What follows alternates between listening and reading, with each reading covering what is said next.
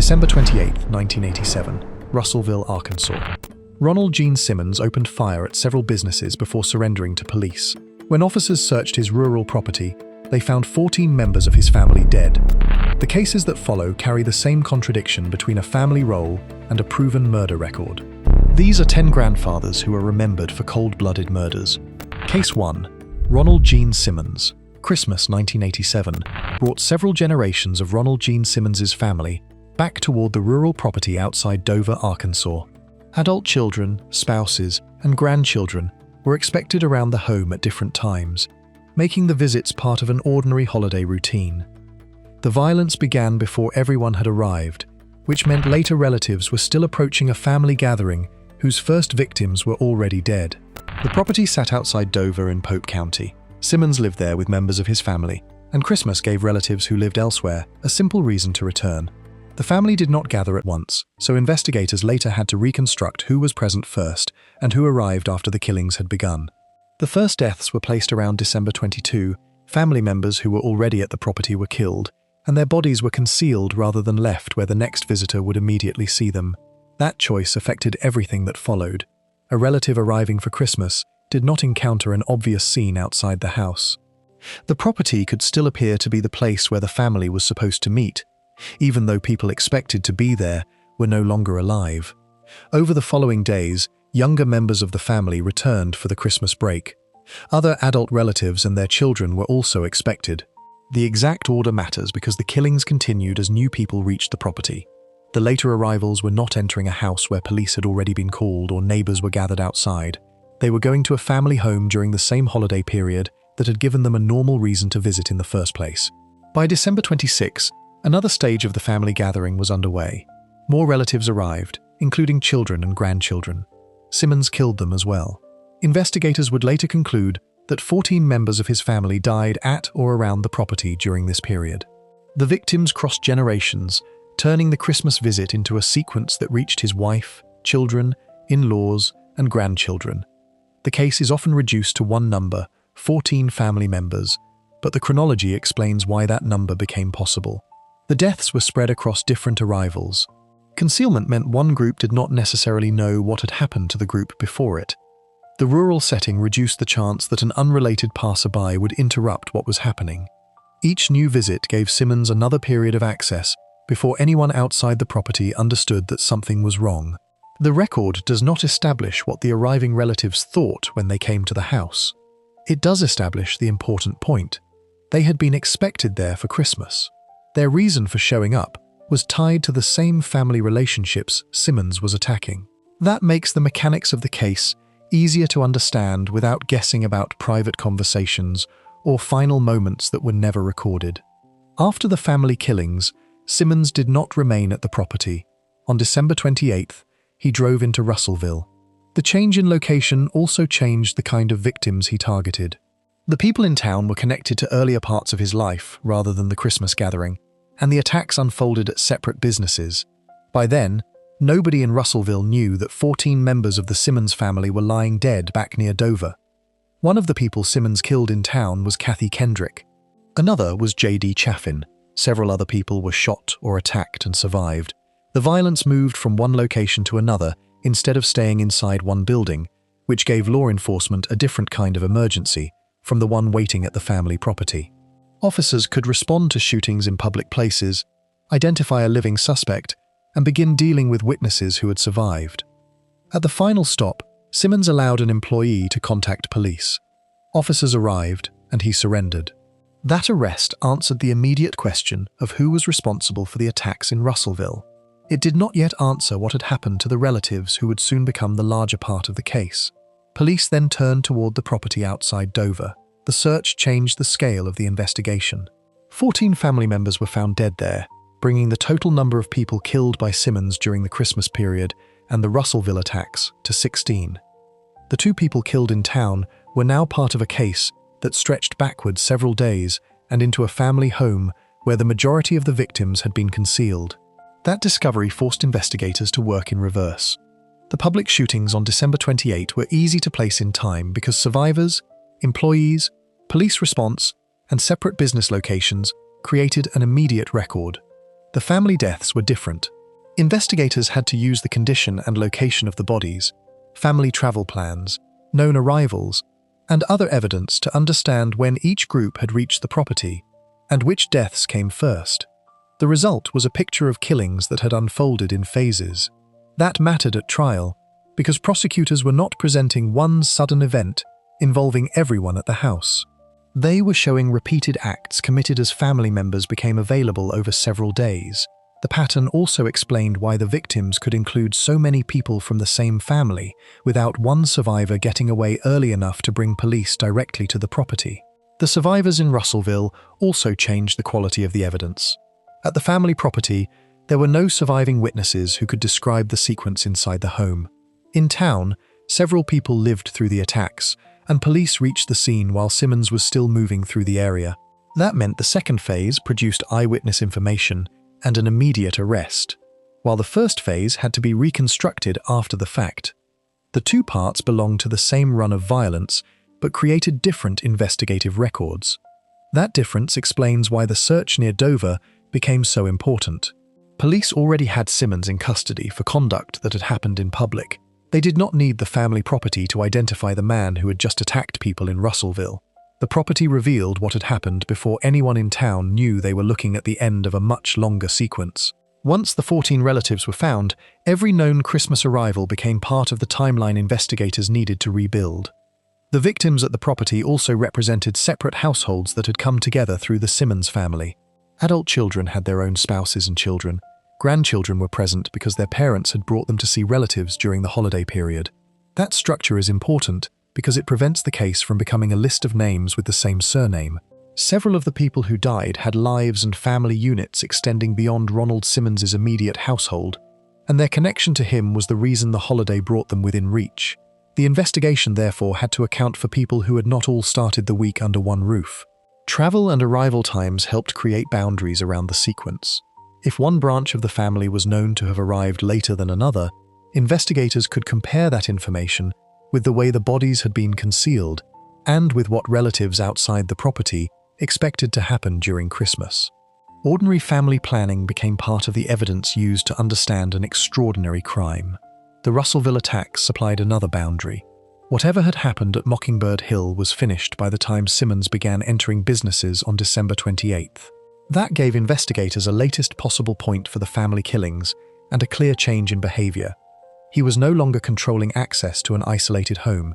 He was entering public locations where victims could survive, other people could see him, and police could be called while the attacks were still unfolding. That change also helps explain why his surrender did not end the case.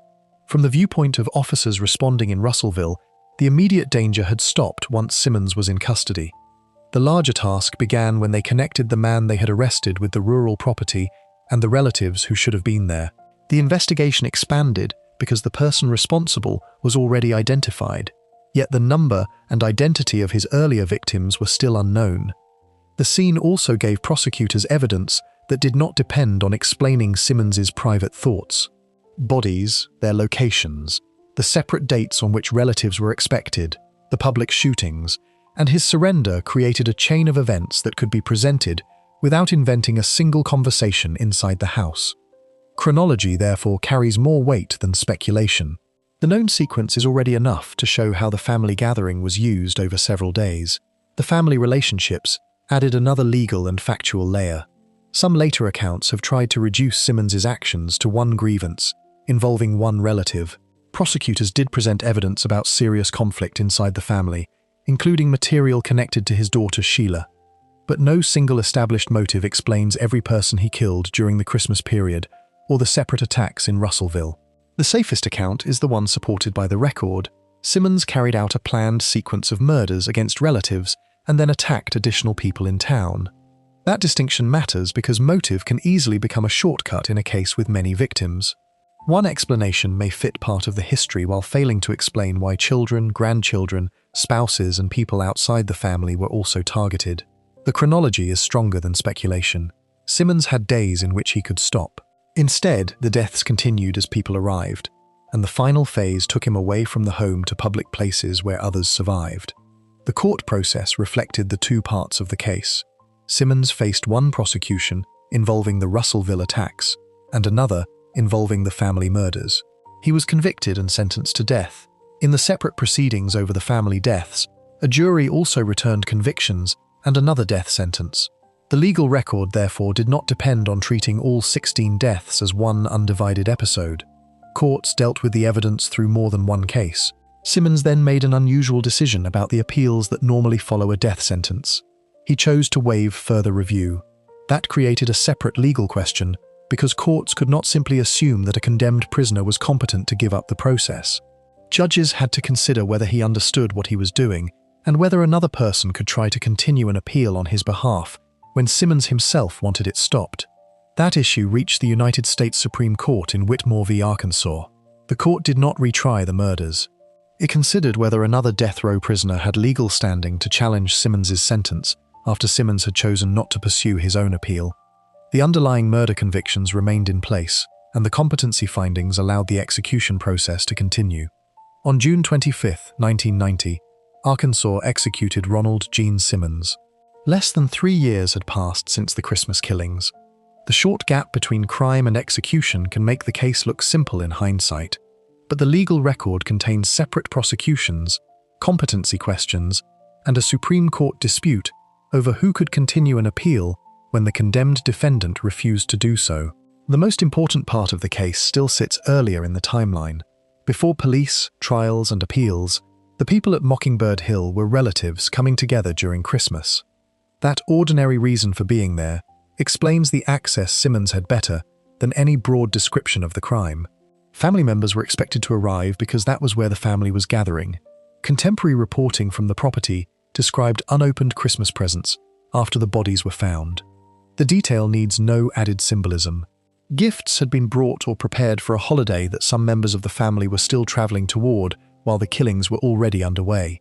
By the time investigators entered the property, those packages remained in a house where 14 relatives had been killed.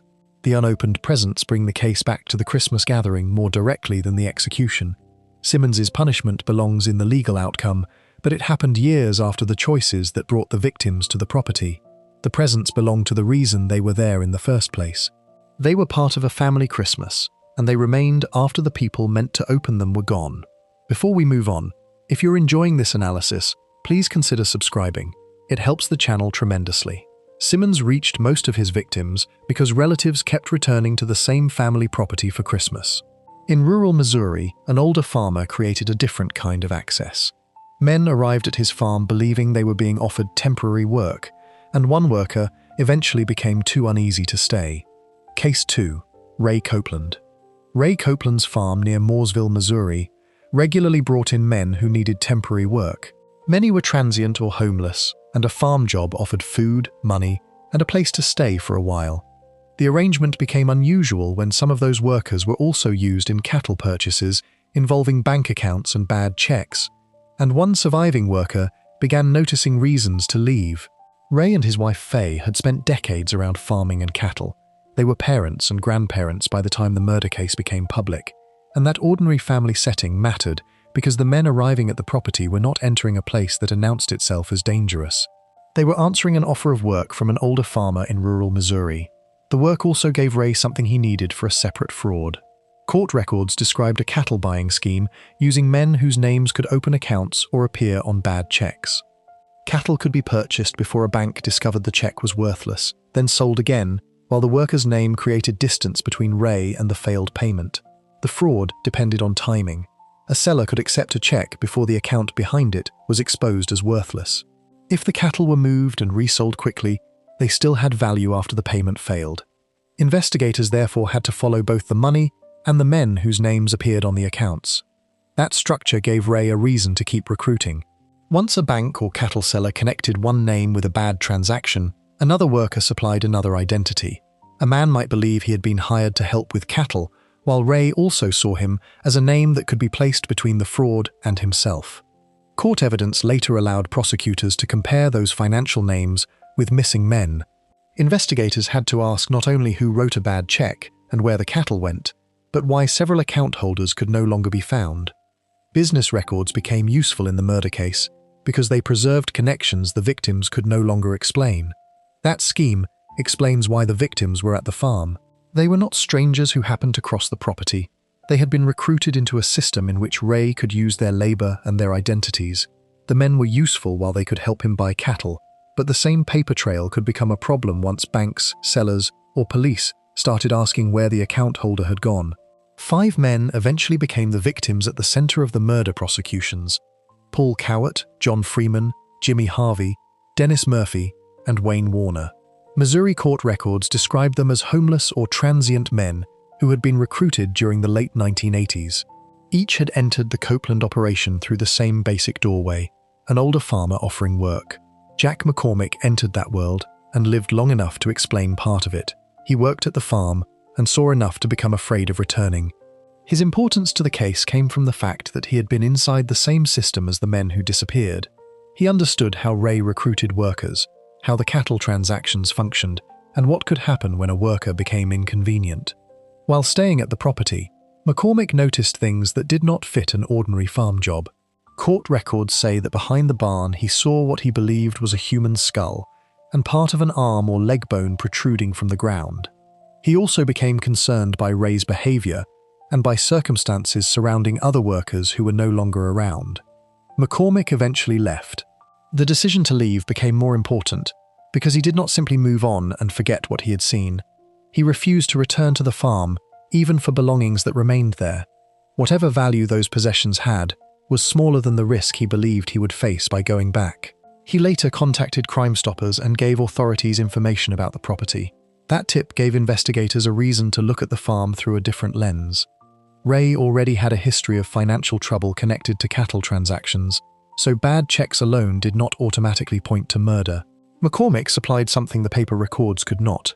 He described a place where workers disappeared, suspicious physical evidence had been seen, and the man controlling the operation had reasons to keep the workers from talking. Investigators began searching for the men whose names appeared in the cattle scheme. Many lived unstable lives and moved frequently, so a disappearance might not create the same immediate alarm as someone missing a job, school pickup, or daily family routine. That made the normal signs of their absence easier to miss. McCormick's account gave those records a physical place to investigate. He did not arrive with a complete theory of 5 murders.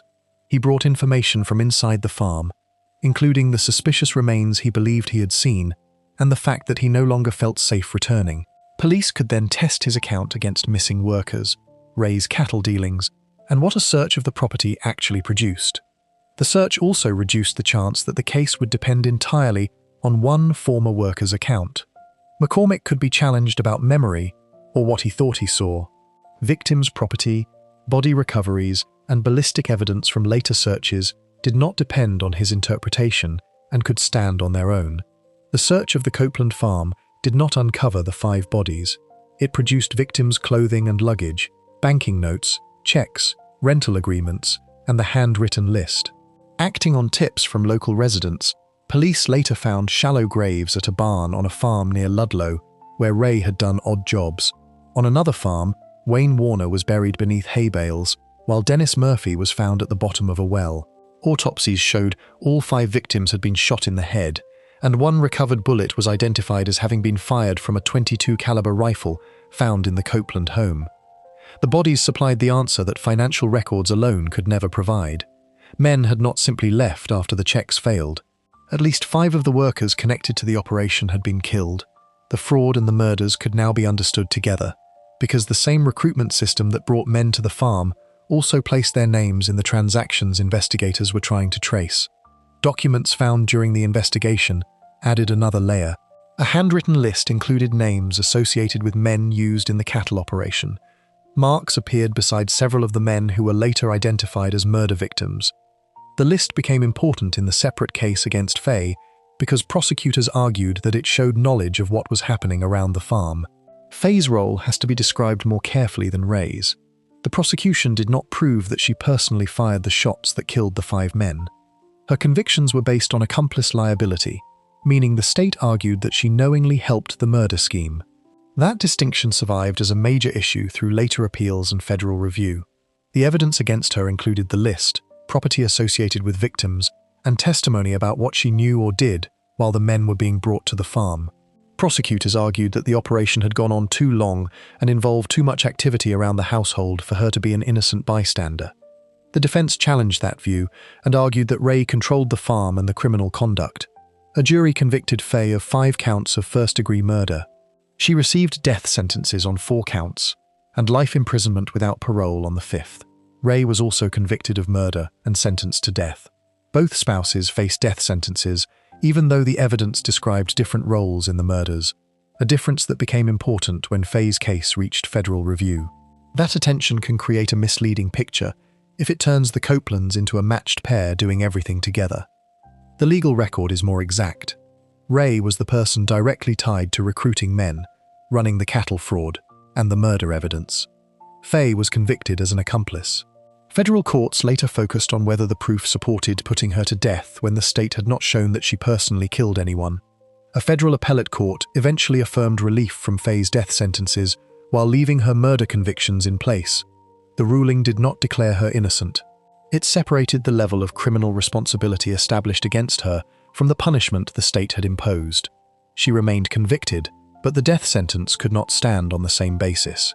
Ray never reached an execution date that ended with the state carrying out the sentence. He died in custody. Faye also died after years in prison. The legal outcomes therefore closed without any death sentence being carried out, even though both murder convictions remained part of the public record. The final legal outcomes still lead back to the men who came to the farm. Cowart, Freeman, Harvey, Murphy, and Warner entered a system that depended partly on how little stable paperwork surrounded their daily lives. Their names became useful on checks and bank accounts because the fraud needed people Ray could place between himself and the transaction. That same lack of stability made the disappearances harder to notice quickly. A worker could leave the farm and be assumed to have moved on. Another could arrive. The cycle could continue without one employer, landlord, or close relative immediately reporting that a routine had been broken. The farm could therefore keep producing new names for the cattle scheme, while old workers stopped appearing. McCormick broke that pattern because he left with information. His suspicion did not prove murder by itself, and Crime Stoppers did not replace the physical evidence investigators later found. His report gave authorities a reason to connect the financial operation with the possibility that men associated with it had not simply drifted away. Once police searched the Copeland farm and followed tips to other properties, the evidence spread across several sites. Clothing, records, the rifle from the Copeland home, body recoveries from other farms, and names from cattle transactions could be compared in one investigation.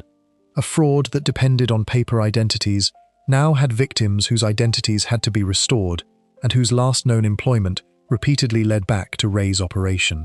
The handwritten list became one of the clearest examples of how ordinary records can change meaning after a crime is understood. A series of names could look like business notes or a worker list when viewed alone. Beside 5 murder victims, it became evidence a jury had to consider when deciding what people inside the household knew. The farm itself carried a similar change. For workers arriving there, it was a place offering temporary employment. For investigators, it became a search scene holding evidence from several murders. The location did not change. The understanding of what had been happening there did. McCormick's abandoned belongings are the most specific detail to return to at the end. He had worked inside the same system as the men who were later found dead. When he left, he decided not to go back for what he had left behind. That decision came before detectives found the victims on other farms where Ray had worked, before juries returned murder convictions, and before the Copeland name became tied to 5 dead farmhands. His refusal to return was not proof of what had happened to the others. It was the action of a man who had seen enough to believe the farm was no longer a place he could safely enter. Once he contacted authorities, that private decision became the first step toward a search that the missing workers could no longer ask for themselves. The case also explains why the victims should not be reduced to the word transient. That description tells investigators something about housing and movement, but it does not explain the whole person. In this story, the label matters because Ray's recruitment system relied on men who could be moved through temporary work and financial transactions without leaving the kind of fixed routine that would quickly expose their absence. By the time the prosecutions ended, the fraud was no longer the main reason the Copeland farm was remembered. The cattle scheme explained access and motive for concealment. The 5 murdered workers explained why the farm became a homicide scene. And McCormick explained how someone who survived the same environment finally gave police a path inside it. Before we move on, if you're enjoying this analysis, please consider subscribing. It helps the channel tremendously. The Missouri farm brought vulnerable men into one place through temporary work and cattle transactions. Hundreds of miles away, one murder arrest in Alabama began producing claims about killings in other states, forcing detectives to decide which parts of one man's story could actually be proved. Case 3. Jose Manuel Martinez. In 2013, Jose Manuel Martinez was in custody over one Alabama murder when investigators began hearing about deaths that reached far beyond that case. He described killings in other states and across more than 30 years. The immediate problem for detectives was not the size of his claim. They had to find out which old cases matched what he was saying and which murders could actually be proved. The Alabama case involved the killing of Jose Ruiz. Once Martinez was arrested, interviews opened a path into crimes that had remained separate because they happened in different places and years apart. That forced authorities to compare his statements with old reports, rather than treating the confession as one complete record. The Alabama arrest mattered because it gave detectives control over the conversation in a way an old cold case never had. Investigators could ask about dates and locations, then check his answers against records that existed before the interview. If he gave a detail that had never been publicly reported, detectives could compare that information with the original case file. If he described something that did not fit, they could treat the claim with more caution. That testing process protected victims in two directions. It reduced the chance that an unsolved murder would be falsely closed around a confession that sounded persuasive, and it gave old cases a new chance when the information matched. Families who had lived for years without an arrest did not need another unsupported theory. Prosecutors needed evidence strong enough to identify the correct victim, place Martinez in the case, and survive whatever legal challenge followed. The interviews also changed the workload for investigators who had never been part of the Alabama case. A detective in California might suddenly receive information about a homicide that had been sitting in an archive for years. That file had to be pulled, old evidence located, and surviving witnesses identified. The fact that the suspect was already in custody did not make those older cases self-proving. It only created a new lead, strong enough to justify doing the work again. Martinez had deep family ties as well. Relatives later spoke in court about him as a father and grandfather and described time spent with children and grandchildren. Those accounts came during a penalty phase, when the defense was presenting reasons for jurors to spare his life. They show how family members experienced him, but they do not cancel the murder evidence or prove that relatives understood what he was doing outside those relationships. That distinction matters because a simple secret double life label goes beyond what the court record establishes. The record supports something narrower.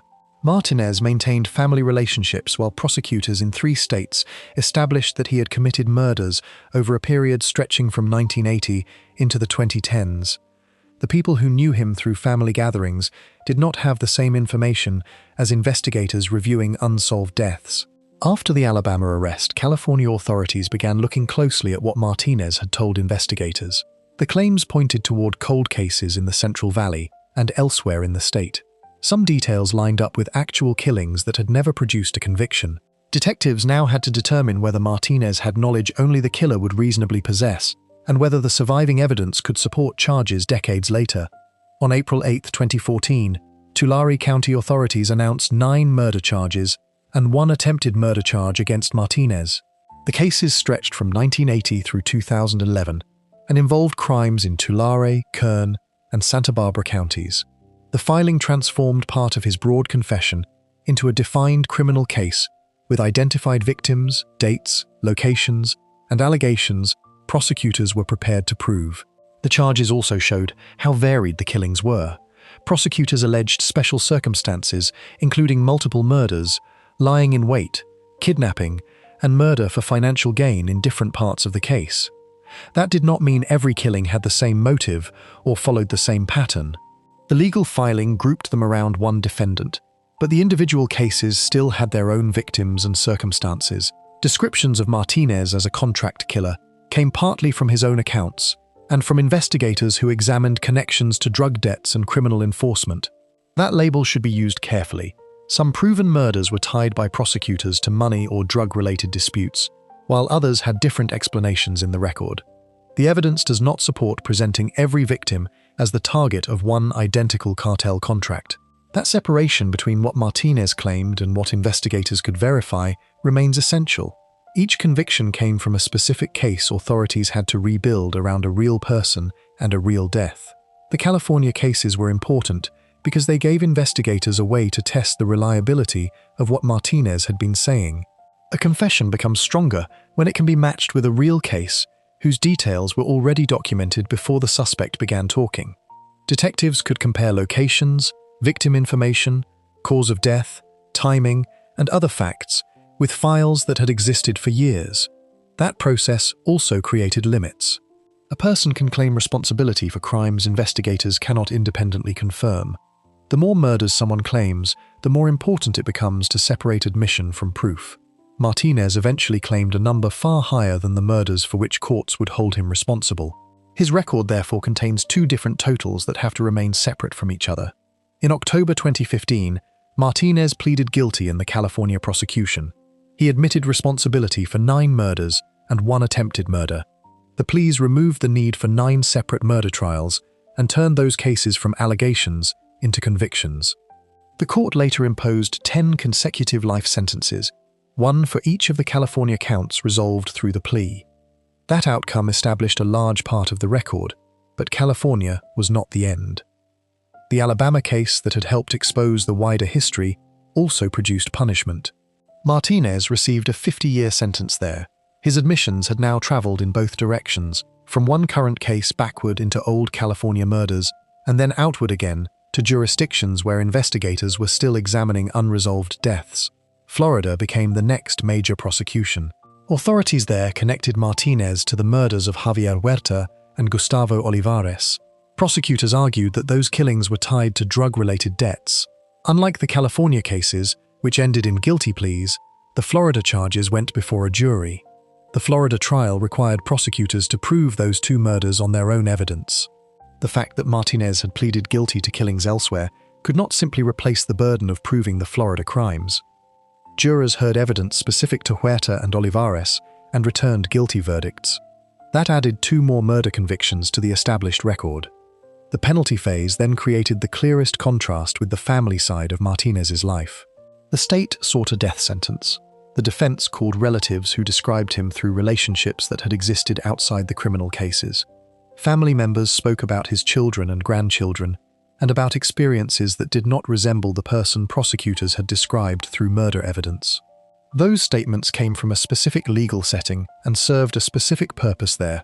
A penalty hearing is designed to let the defense present mitigating evidence about the defendant's life and relationships. Relatives are not neutral historians, and prosecutors are not neutral family biographers. The important point is that both records existed at the same time and described very different parts of his life. A family describing the man they knew, and courts documenting murders he committed. The Florida jury did not return the death recommendation prosecutors wanted. Martinez received life sentences for the 2 Florida murders. By that stage, criminal cases in California, Alabama, and Florida had established responsibility for 12 murders in total, along with the attempted murder in California. That is the proven total established through the criminal cases against Martinez. Martinez claimed responsibility for many more killings. Reports of his admissions range above 30, with some accounts placing the number even higher. Those additional deaths remain claims unless a specific case was independently established and resolved against him. The gap between the claimed and proven totals is one of the strongest parts of the story because it shows the limits of confession evidence. Investigators cannot close an old homicide simply because a prisoner names it. They have to determine whether the person actually knows the crime, whether the details match the record, whether another suspect has stronger evidence against him, and whether a prosecutor can still prove the case in court. Time makes that work harder. A murder from 1980 may have old physical evidence, missing witnesses, incomplete records, or investigative methods that were common decades earlier but no longer meet modern expectations. A suspect's statement can reopen the file, but it cannot restore every piece of evidence lost over the years. That helps explain why the number of killings Martinez described could remain larger than the number prosecutors were able to turn into convictions. The interstate nature of the case created another complication. Police departments and prosecutors do not automatically share one complete homicide file, simply because a later suspect claims crimes in several states. Each jurisdiction has its own records, evidence rooms, witnesses, and legal deadlines. Investigators had to contact one another and compare what Martinez was saying with cases that had once looked unrelated. The California charging announcement shows how successful that comparison could be when enough survived. 9 old murders and 1 attempted murder were gathered into one case. Those crimes spanned more than 30 years, yet prosecutors were still able to identify victims, file special circumstances, and obtain guilty pleas. That was a far stronger result than simply announcing that a man in custody claimed to be responsible for dozens of deaths. The legal record also limits what the label professional killer can imply about Martinez and his crimes. Whatever money or criminal relationships surrounded some murders, the result was still a series of dead people whose cases had remained open for years. Describing the work as professional can accidentally make the offender sound skilled or impressive. The more accurate focus is how repeated paid or retaliatory violence could move through criminal networks without the victim's cases immediately pointing toward one man. Family testimony provides a human counterpoint because relatives described a part of Martinez's life that the murder cases did not cover. Relatives described trips, time together, and relationships with children and grandchildren because those details were part of the life they had experienced. The courts had another record built from victims, confessions, old case files, pleas, and verdicts. The two records met most clearly during sentencing. Family members were asking jurors to consider the person they knew, while prosecutors were asking them to consider the murders proved in court. The jury still convicted Martinez of the Florida killings, but did not choose death. The result shows why penalty hearings exist. Guilt and punishment are separate decisions, and evidence about family relationships can be relevant to one without changing the other. Martinez remains known for claims that go beyond the 12 murders established against him. The largest number comes from Martinez's own claims. The smaller number comes from murders established through criminal cases. 12 murder convictions across 3 states already show a violent history that lasted decades.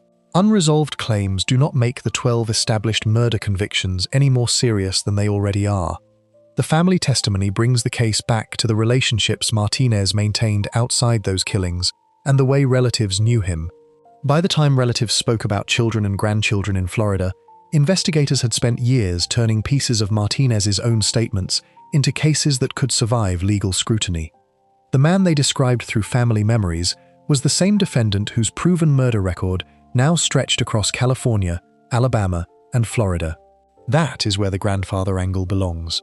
It does not require claiming that his relatives knew about the killings, or that he was already a grandfather at the time of every crime.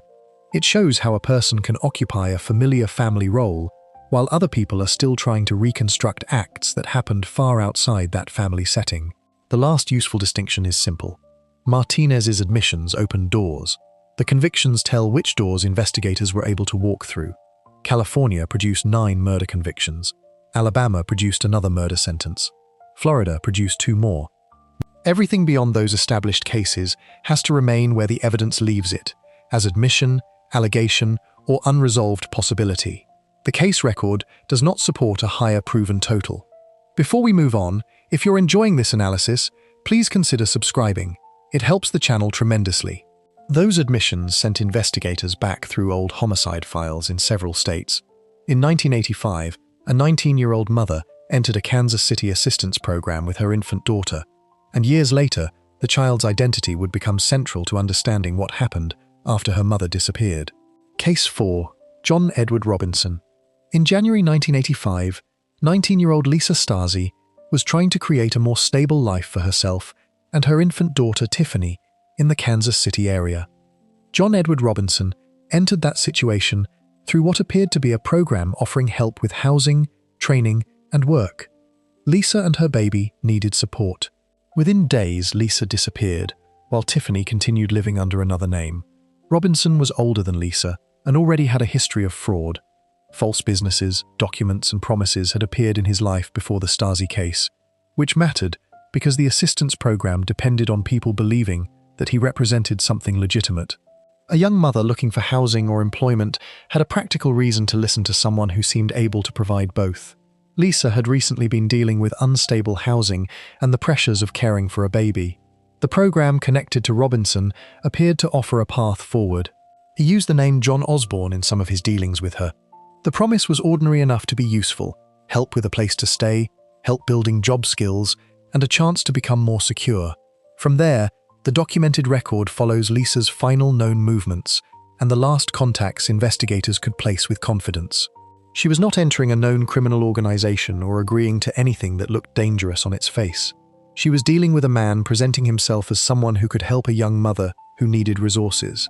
After those contacts, Lisa vanished.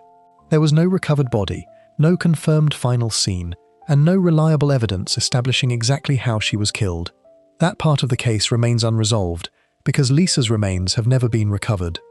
The later murder case established Robinson's responsibility for her death, but it did not establish every detail of what happened after she disappeared.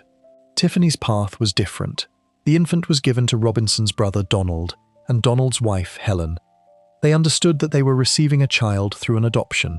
The baby was renamed Heather Tiffany Robinson and raised inside the extended family of the man who had been dealing with her mother. That arrangement created one of the longest-lasting deceptions in Robinson's case. A missing adult can remain the subject of a police file for years. A baby who is alive, cared for, and living under another identity creates a different problem. The child does not know the name investigators are searching for, and the people raising her may believe the documents and story they were given. For years, Heather grew up as a Robinson. The adults around her understood her family history through the adoption account they had been told. Lisa remained missing. The two parts of the same disappearance were therefore moving in opposite directions. One person had vanished from public view, while the other was visible every day under an identity that concealed where she came from. The adoption paperwork helped that false history survive. Court records later showed that the petition and decree connected to Heather's placement had been forged. Signatures attributed to attorneys and a judge were not genuine, and neither document appeared in the district court clerk's official records. To people who believed the adoption was real, however, those papers had supplied an explanation for why the baby was now part of their family. Robinson continued committing fraud and other crimes after 1985. His methods changed with the technology around him. By the late 1990s, he was using early internet chat rooms and online relationships to contact women. The computer gave him another way to present an identity, make promises, and form connections before meeting someone in person. Several women connected with Robinson later disappeared. Investigators in Kansas and Missouri eventually began looking at him through a much broader lens than the one surrounding Lisa Stasi. By 2000, law enforcement was examining properties, storage areas, and relationships linked to Robinson, while trying to determine what had happened to women who had crossed his path. The searches produced the evidence that turned those disappearances into a multiple murder investigation. Human remains were found in barrels associated with locations connected to Robinson. Other remains were discovered through related searches. The circumstances differed among victims, but the physical discoveries gave investigators proof that women who had been missing had been killed. Those findings also brought the old Stasi case back into focus. Lisa's disappearance had occurred 15 years earlier, and investigators still did not have her body. They did have a young woman named Heather Robinson, whose family history depended on the adoption story John Robinson had created for his relatives. After Robinson's arrest in 2000, Donald and Helen began questioning the identity of Heather's birth mother. Law enforcement compared Heather's footprints with Tiffany Stasi's known infant footprints and found that they matched. The comparison established that Heather Tiffany Robinson was Lisa Stasi's daughter. 15 years after Lisa vanished, the child raised inside the Robinson family was formally connected back to her mother. The identification exposed the adoption story at its most important point. Heather had not entered the Robinson family through the legitimate adoption Donald and Helen believed had taken place. Her identity had been changed after Lisa disappeared, and the forged documents had supported that false history for years. The footprint comparison is also important because it keeps the evidence precise. Heather's identity was not established through a DNA test in the court record used for this case. Investigators had preserved a different form of identification from Tiffany's infancy, and those prints allowed them to connect the adult Heather back to the missing baby. That did not make Donald and Helen participants in Lisa's murder. The available record supports that they believed the adoption story they had been given. The deception worked partly because it used people inside Robinson's own family as the place where the child would grow up. The The 2000 investigation also showed why Robinson became easier to investigate once several cases were viewed together. One missing woman could leave behind a confusing set of personal choices, work plans, and relationships. Several women connected to the same man gave police repeated points of comparison. Investigators could look at who had last contacted each woman, what promises had been made, where property or documents appeared afterward, and whether Robinson benefited from keeping others convinced that the missing person was still alive. In some cases, messages or documents were used to create the appearance that a missing woman had chosen to leave or was continuing her life somewhere else. Those acts mattered because disappearance investigations often begin with uncertainty. Adults are legally allowed to move, break contact, leave relationships, and change plans. A believable message can delay the moment when relatives or police realize they may be dealing with a crime rather than a voluntary absence. Once bodies were recovered, that uncertainty narrowed. Detectives could compare the identities of the dead women with earlier missing person reports and with Robinson's contacts. The physical evidence also gave prosecutors something stronger than a pattern of suspicious disappearances. A jury could be shown that people connected to Robinson had been killed and concealed, then consider the documents, financial activity, and communications surrounding those deaths. Lisa's case remained more difficult because the same physical endpoint was missing. Prosecutors had to prove a murder without presenting her recovered remains.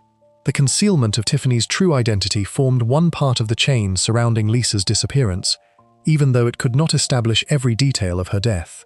The Kansas case, therefore, depended on the way separate pieces reinforced one another. Robinson's established fraud history explained his ability to create paperwork and false business identities. The footprint match exposed the adoption story. Other murder investigations showed a later pattern of women disappearing after entering relationships or arrangements with him.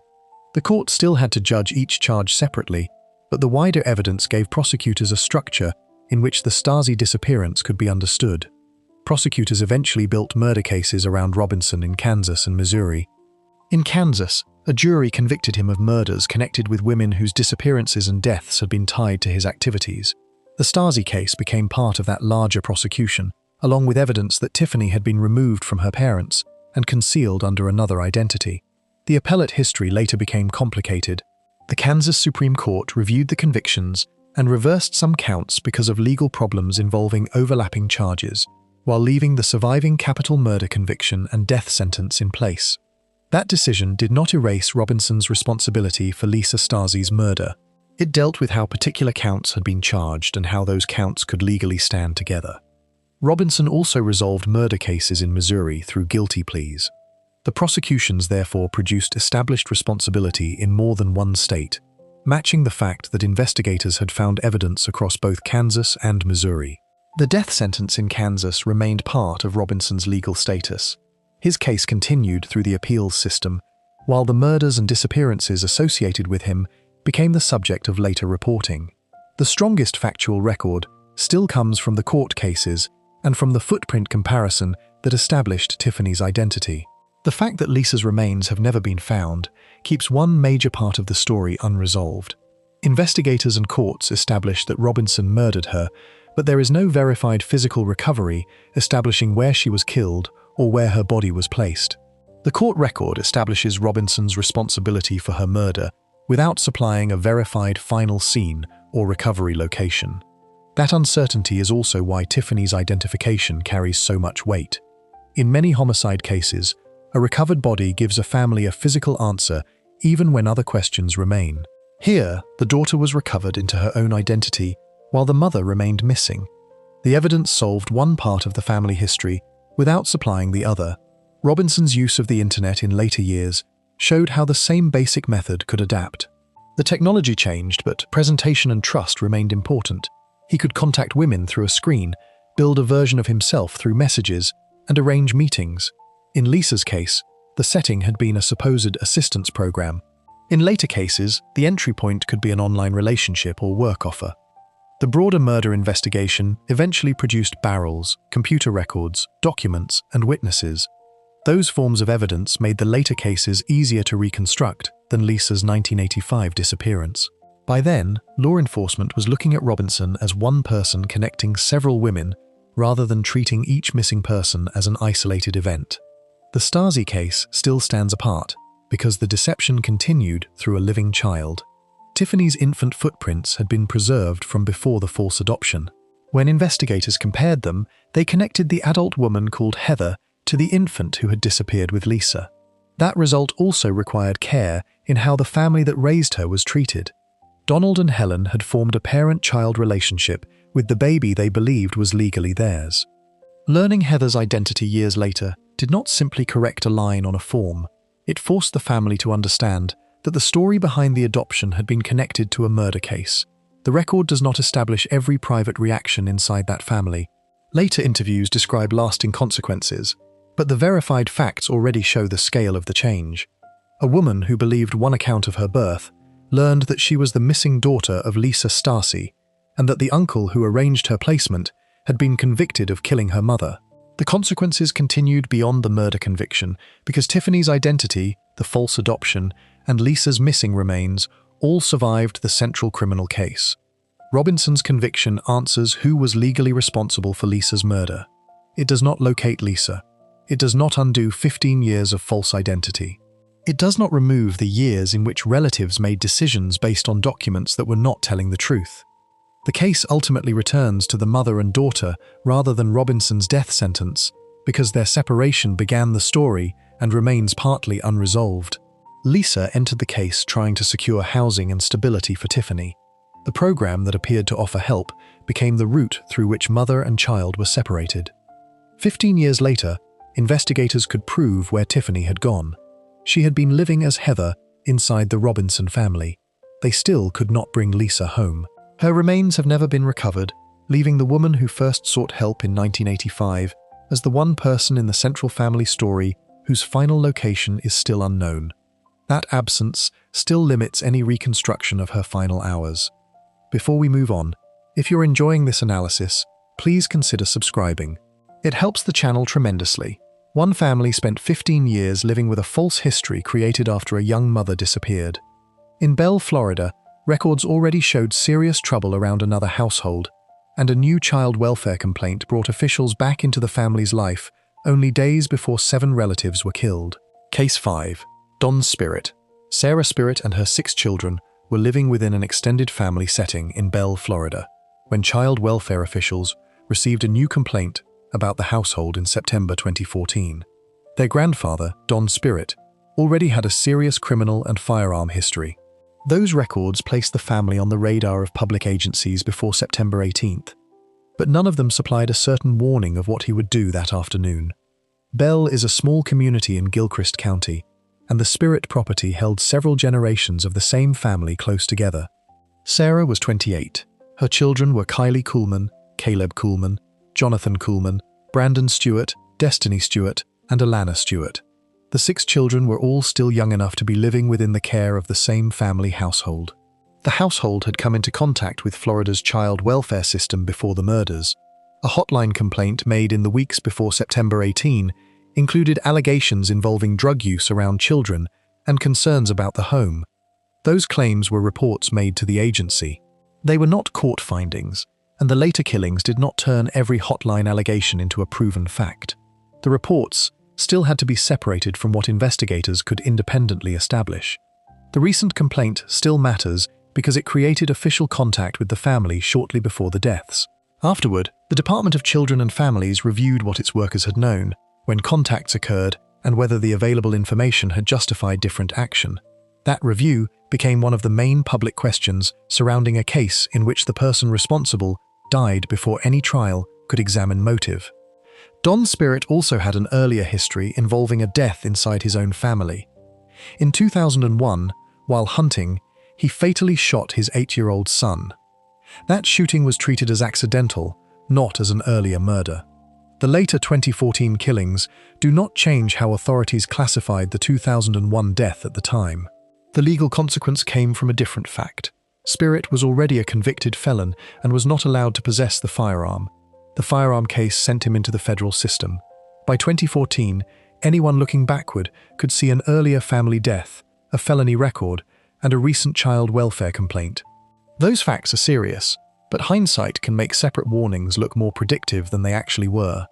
The record does not establish that one complaint or one prior accident, gave officials a clear forecast of a 7-victim family murder before September 18. September 18 provides the firm chronology. At about 4 in the afternoon, Don Spirit called the Gilchrist County Sheriff's Office. He reported that he had shot his daughter and 6 grandchildren. He also indicated that he intended to kill himself when deputies arrived. That phone call gave law enforcement an unusually direct description of the emergency before officers reached the property. They were not responding to a neighbor who had heard gunfire or to a relative who had discovered one victim. The caller identified himself as the person responsible and told dispatch that 7 members of his family had already been shot. Deputies reached the property within minutes. Their first task was to deal with the armed man who had just admitted killing 7 people. Spirit came outside, and the contact ended when he shot himself. He died there, leaving officers with no living suspect to arrest, and no later interview in which he could explain his actions. The scene inside and around the home then became the center of the investigation. Sarah and all 6 children were dead. Child welfare personnel helped authorities identify the children because the agency already had information about the family. The same system that had been reviewing a complaint now had to assist at a homicide scene involving the children it had recently been asked to check on. The order of events matters. The killings had already happened by the time Spirit called the sheriff. Deputies had no opportunity to enter the home before the victims were shot. The law enforcement response therefore became an investigation almost immediately. Officers could secure the property, document evidence, and reconstruct what had occurred. But the person who could have supplied a direct account was also dead. That is why motive remains limited. Investigators could examine Spirit's history, recent family conflict, child welfare records, statements from people who knew the household, and the physical scene. They could form theories about what pressures were present. None of those sources could be tested through a criminal trial in which prosecutors presented a motive and the defense challenged it. Later investigative reporting and the Florida Department of Law Enforcement record discussed possible reasons for the killings. Those possibilities remain investigative theories rather than established motives. Spirit died at the scene, so no trial ever tested one explanation against competing evidence or a defense challenge. The DCF history deserves the same restraint. Hotline systems receive reports ranging from urgent danger to allegations that later prove incomplete or false. Workers have to decide whether a child faces immediate risk, whether a home visit is needed, and what legal authority exists to remove a child. The existence of a report does not automatically mean an agency had evidence strong enough to take custody. After the murders, every earlier contact could be read beside the final outcome. That is useful for reviewing systems, but it creates a risk of judging earlier decisions using knowledge workers did not have at the time. The better question is narrower: what information had been documented, what action followed, and whether agency policy was followed when those decisions were made. The post-incident review found that the family had come into the child welfare system through several reports over time. The most recent contact was close enough to the murders that it became a major part of public attention. Officials had to explain how the case had been handled and why the children remained in the household. The earlier shooting of Spirit's son added another layer to that scrutiny. A child had already died from a gunshot involving him 13 years earlier. Yet the 2001 death had been treated as an accidental hunting shooting, while the later federal conviction focused on unlawful firearm possession. It would be inaccurate to say authorities had already proved Spirit intentionally killed a child and then ignored him. By 2014, Spirit's federal conviction was part of the history agencies could review. A felony record could affect how officials assessed a household, especially if a new complaint involved firearms or threats. But the available record does not establish that workers knew he was preparing the September shootings or had verified a new weapon in his possession. The same care should be used with the word grandfather. Here, unlike several later cases in the video, the family role is directly part of the crime. Spirit killed 6 of his own grandchildren.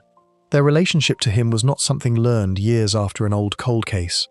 They were living within the same family network when he killed them. Kylie, Caleb, Jonathan, Brandon, Destiny, and Alana were more than the phrase 6 grandchildren. Their names are part of the official record, and they keep the case centered on the children and their mother, rather than only on later debate about DCF procedure. Sarah belongs at the center as well. She was Spirit's daughter and the children's mother. Her death placed the entire immediate household of 1 parent and 6 children inside the same event. When investigators arrived, there was no surviving adult from that group able to explain the hours before the shooting. The lack of a trial shaped the aftermath. There would be no jury verdict on motive, no sentencing hearing, and no appeals testing the evidence against Spirit. The official work focused on reconstructing the scene, reviewing prior agency contacts, and documenting what could be established from the call, physical evidence, and records. Spirit's call provides the strongest verified statement about responsibility. He told the sheriff's office he had shot his daughter and grandchildren, then killed himself as deputies arrived. That sequence removes much of the uncertainty about who carried out the killings while leaving the deeper reason unresolved. The difference between a child welfare investigation and a criminal investigation also matters. DCF workers are looking at child safety, caregiving, substance use, supervision, housing, and whether legal standards exist for intervention. They are not homicide detectives building a murder case against every adult named in a hotline report. Police, prosecutors, and child welfare staff can share information, but their jobs and legal powers are not identical. That difference became central after Bell, because the public could see the final result and then read backward through agency records. A complaint close to the murders naturally drew attention. Reviewers had to decide whether workers had followed the facts available to them, whether information had been communicated properly, and whether any risk had been underestimated. Those are valid institutional questions, even when the record does not support saying a different decision would certainly have prevented September 18th. The 2001 shooting also needs to stay in its proper place in that review. Spirit had been hunting with his son when the child was killed. The death established that a firearm in Spirit's hands had already caused a fatal family tragedy. Yet the official handling of that event was as an accidental shooting, and the federal crime that followed involved his prohibited possession of a gun. Calling the 2001 case a previous intentional killing would erase the distinction the records actually made. The Fidley investigation after the killings had a different advantage. Investigators were no longer trying to predict risk. They could process the scene with knowledge of the outcome, examine the weapons and bodies, collect the sheriff's office communications, and interview people who knew the family. That work could reconstruct the final event more firmly than the motive behind it. The call itself created a reliable time marker. Spirit contacted the sheriff at roughly 4 in the afternoon, and deputies arrived within minutes. Whatever disagreements or events occurred inside the household earlier that day had reached the point of 7 deaths before that call. No verified dialogue establishes what was said inside the home before the call, so the reliable chronology begins with what Spirit told the sheriff's office and what deputies found when they arrived. The later agency review could then place its own timeline beside that law enforcement timeline. Recent hotline contact, worker decisions, and family records ended on one side of September 18th. The homicide investigation began on the other. Keeping those timelines separate also prevents the child welfare file from being treated as a criminal case that had somehow failed to reach a verdict in time. The two systems had different evidence, duties, and legal powers. The case, therefore, has an unusual balance of certainty and uncertainty. Responsibility is clear, the victim list is clear, the time and place are clear, the earlier child welfare contacts are documented. The motive is not established to the standard a trial might have tested. The case does not establish that government systems can stop every act of family violence. What the records can show is narrower, what officials knew, what they did, and what remained unverified before September 18. The record does not support a broader conclusion. It supports a much narrower conclusion about one household that had recently been discussed in official files. On September 18th, those files became part of a homicide investigation. DCF staff who had known the children's names through welfare work were asked to help identify them at the scene. That connection places the institutional story beside the human one without turning the agency into the center of the case. Kylie, Caleb, Jonathan, Brandon, Destiny, and Alana had existed in those records as children whose living conditions officials were trying to understand. After Spirit's call, their names appeared for a different reason. Their mother, Sarah, was killed with them. The detail is more useful than a general statement about warning signs. It shows exactly what changed. Before September 18, the state had a family file containing allegations and contacts. After 4 that afternoon, 7 members of that family were dead, and the man responsible had killed himself before officers could question him. The review process could examine policies and decisions. It could not produce the motive that Spirit took with him. That remains the limit of the case. The documented record can establish responsibility and chronology, but speculation cannot supply the motive that no trial ever tested. Before we move on, if you're enjoying this analysis, please consider subscribing. It helps the channel tremendously. Bell left investigators with one household, one known killer, and a file full of contacts to review. Toronto presented the opposite problem. Men were disappearing from the same community at different times, and police had to determine whether separate missing person cases were connected before they could identify the person linking them. Case 6. Bruce McArthur. Bruce McArthur was a Toronto landscaper with connections to the church and Wellesley community, where several men had disappeared over a period of years. By 2017, friends within the community were increasingly worried that the cases shared a cause. When Andrew Kinsman vanished that June, investigators found something more concrete than a general pattern. His calendar contained one first name, Bruce, giving police a lead they could begin testing against his final movements.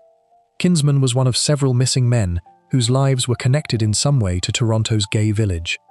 The others came from different backgrounds and did not all share one routine, home or social circle. Some were immigrants, some lived with limited housing or financial stability.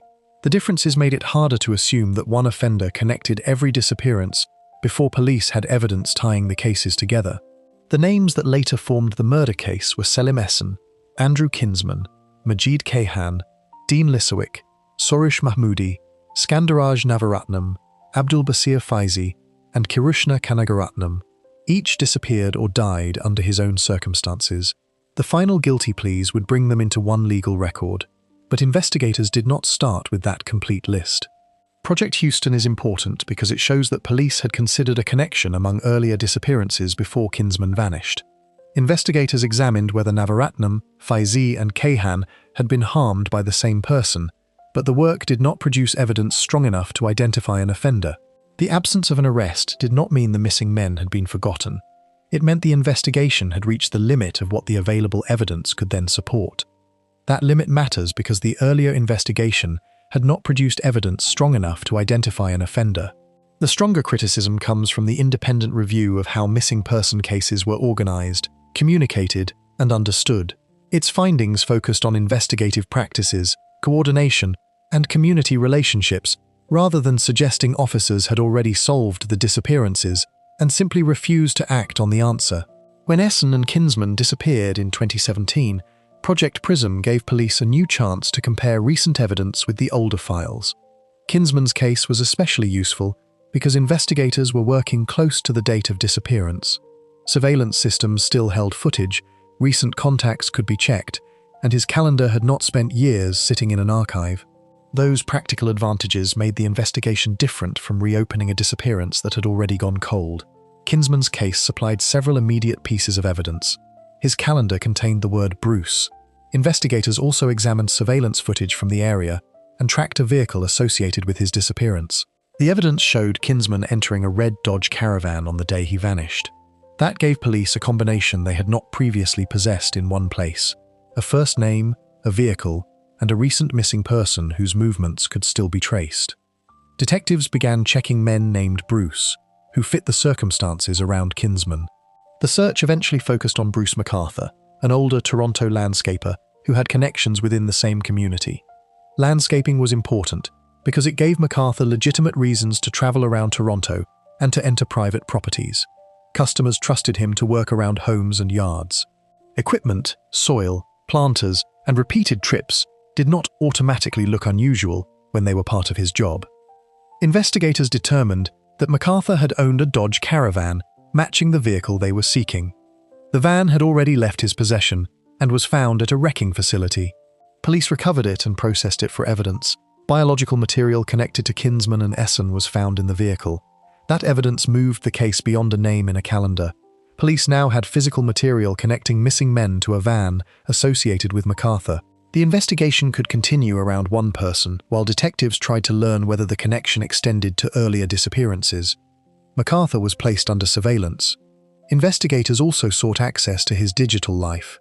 In December 2017, police secretly copied data from his computer. Deleted files and photographs gave them more information about men connected to him and about what he had kept on the device.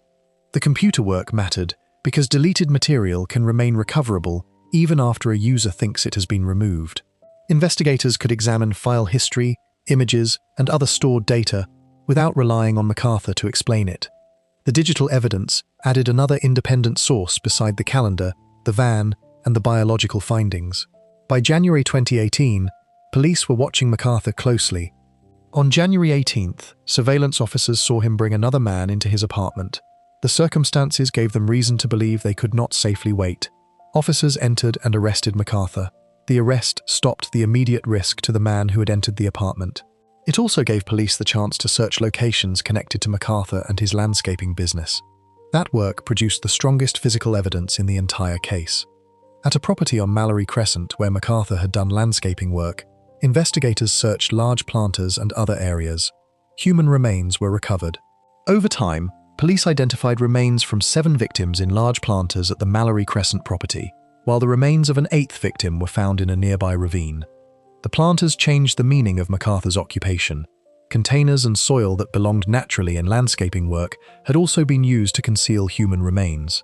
The same job that gave him reasons to move materials and work on private property had created places where evidence could remain hidden in ordinary surroundings. Identification took time. Remains had to be separated, tested, and compared with missing person information.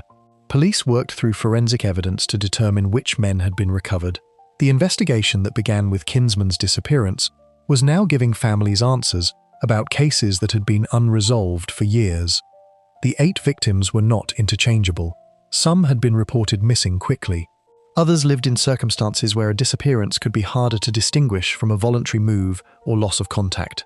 Those differences later became important when Toronto examined how police handled missing person reports involving LGBTQ2S+ people and other marginalized communities.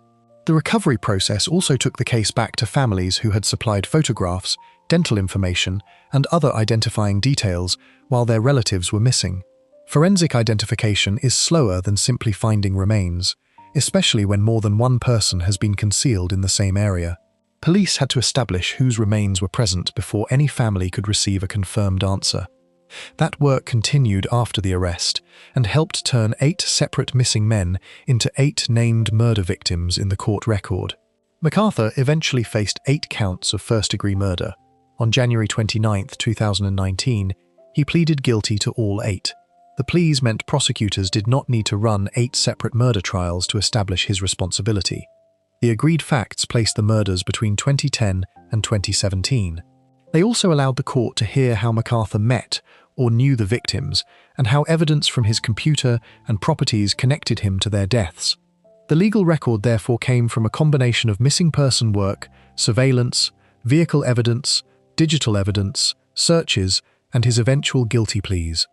The guilty pleas also spared families a long trial in which each death would have been presented in detail and challenged in court. They left some questions about why MacArthur chose particular men unresolved while fixing legal responsibility for all 8 murders without requiring a verdict on speculative motive. He received life imprisonment with no chance of parole for 25 years. The sentence kept him in prison and formally closed the murder prosecutions. But the public questions surrounding the earlier investigations continued. Toronto had already commissioned an independent civilian review of missing person investigations. Former Judge Gloria Epstein led the work.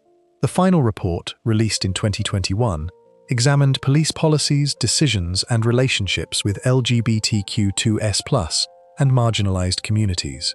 The review did not simply ask whether officers could have guessed MacArthur's identity earlier. It examined how missing person cases were received, coordinated, and investigated, and whether bias or weak procedures affected the response. By the time its findings were released, MacArthur's guilty pleas had already established the 8 murders, allowing the institutional questions to be examined separately from criminal responsibility. The review also looked at the way missing adults can fall between ordinary assumptions and criminal investigation. Adults have the right to leave relationships, travel, or stop contacting people. Police therefore cannot treat every absence as a murder from the first report. At the same time, delays can matter when a person is actually in danger. Good missing person work depends on recognizing which facts justify a faster or broader response, without treating every case as identical. For communities that had already experienced strained relationships with police, communication was part of that problem. Families and friends might hold information about relationships, meeting places, or people a missing person trusted, while also feeling uncertain about how authorities would treat them. The Epstein Review examined that wider environment, rather than limiting its work to the final evidence against MacArthur. That institutional aftermath continued after the guilty pleas and shifted attention from criminal responsibility toward police practice. 8 convictions answered the criminal question. The review asked why it had taken so long for the separate disappearances to be understood as part of one pattern and what Toronto police should change in future missing person investigations. Those are different questions, and keeping them separate prevents MacArthur's guilt from becoming a shortcut for every criticism of the earlier police work and its handling of missing person cases. One of the strongest issues was fragmentation. A missing person file can be handled as a single event, especially when there is no body and no obvious crime scene. If another adult disappears months or years later, the 2 cases may remain separate unless investigators find a reliable connection. Community members can notice a pattern before police possess evidence strong enough to name one offender. Kinsman's disappearance changed that balance because his records provided a specific lead. The name Bruce in his calendar was ordinary. It was not proof of murder, and many people share the name. Combined with surveillance and the van, it became a route toward a specific person. The vehicle evidence then strengthened the route. A calendar can be misread. A witness can remember something incorrectly. Biological evidence linked to missing men inside a van associated with MacArthur created a different level of support. Detectives could use each piece to test the others, rather than asking one clue to carry the case alone. The computer search did the same. By the time police arrested MacArthur, they were not acting on community suspicion by itself.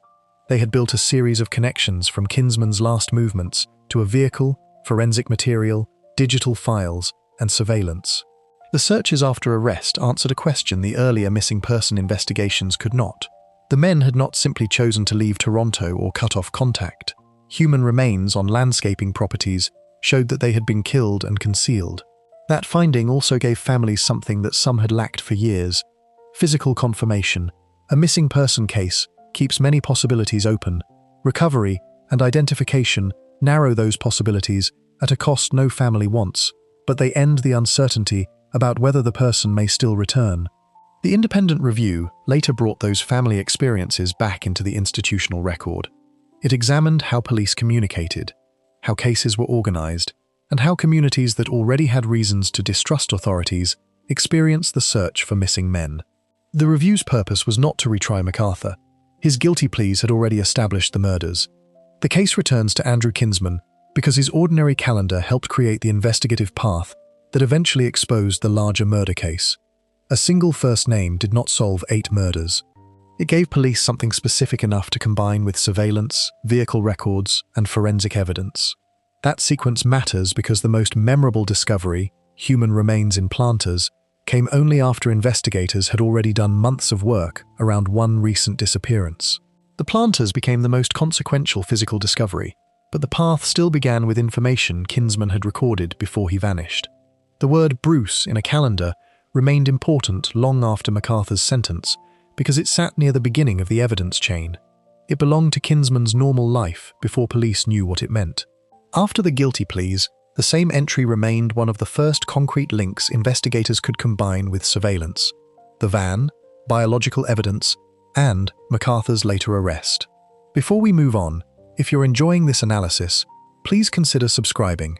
It helps the channel tremendously. A missing man's calendar gave Toronto police one of the first concrete clues in a much larger murder investigation. Decades earlier in Wisconsin, a young couple had been murdered near a place one family had been staying, and years later, a daughter began comparing that childhood location with the unsolved case. Case 7. Edward Wayne Edwards.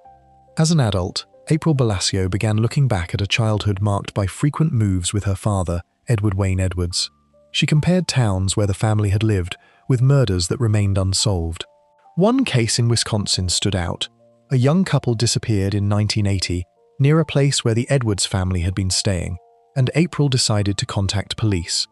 The couple were Tim Hack and Kelly Drew.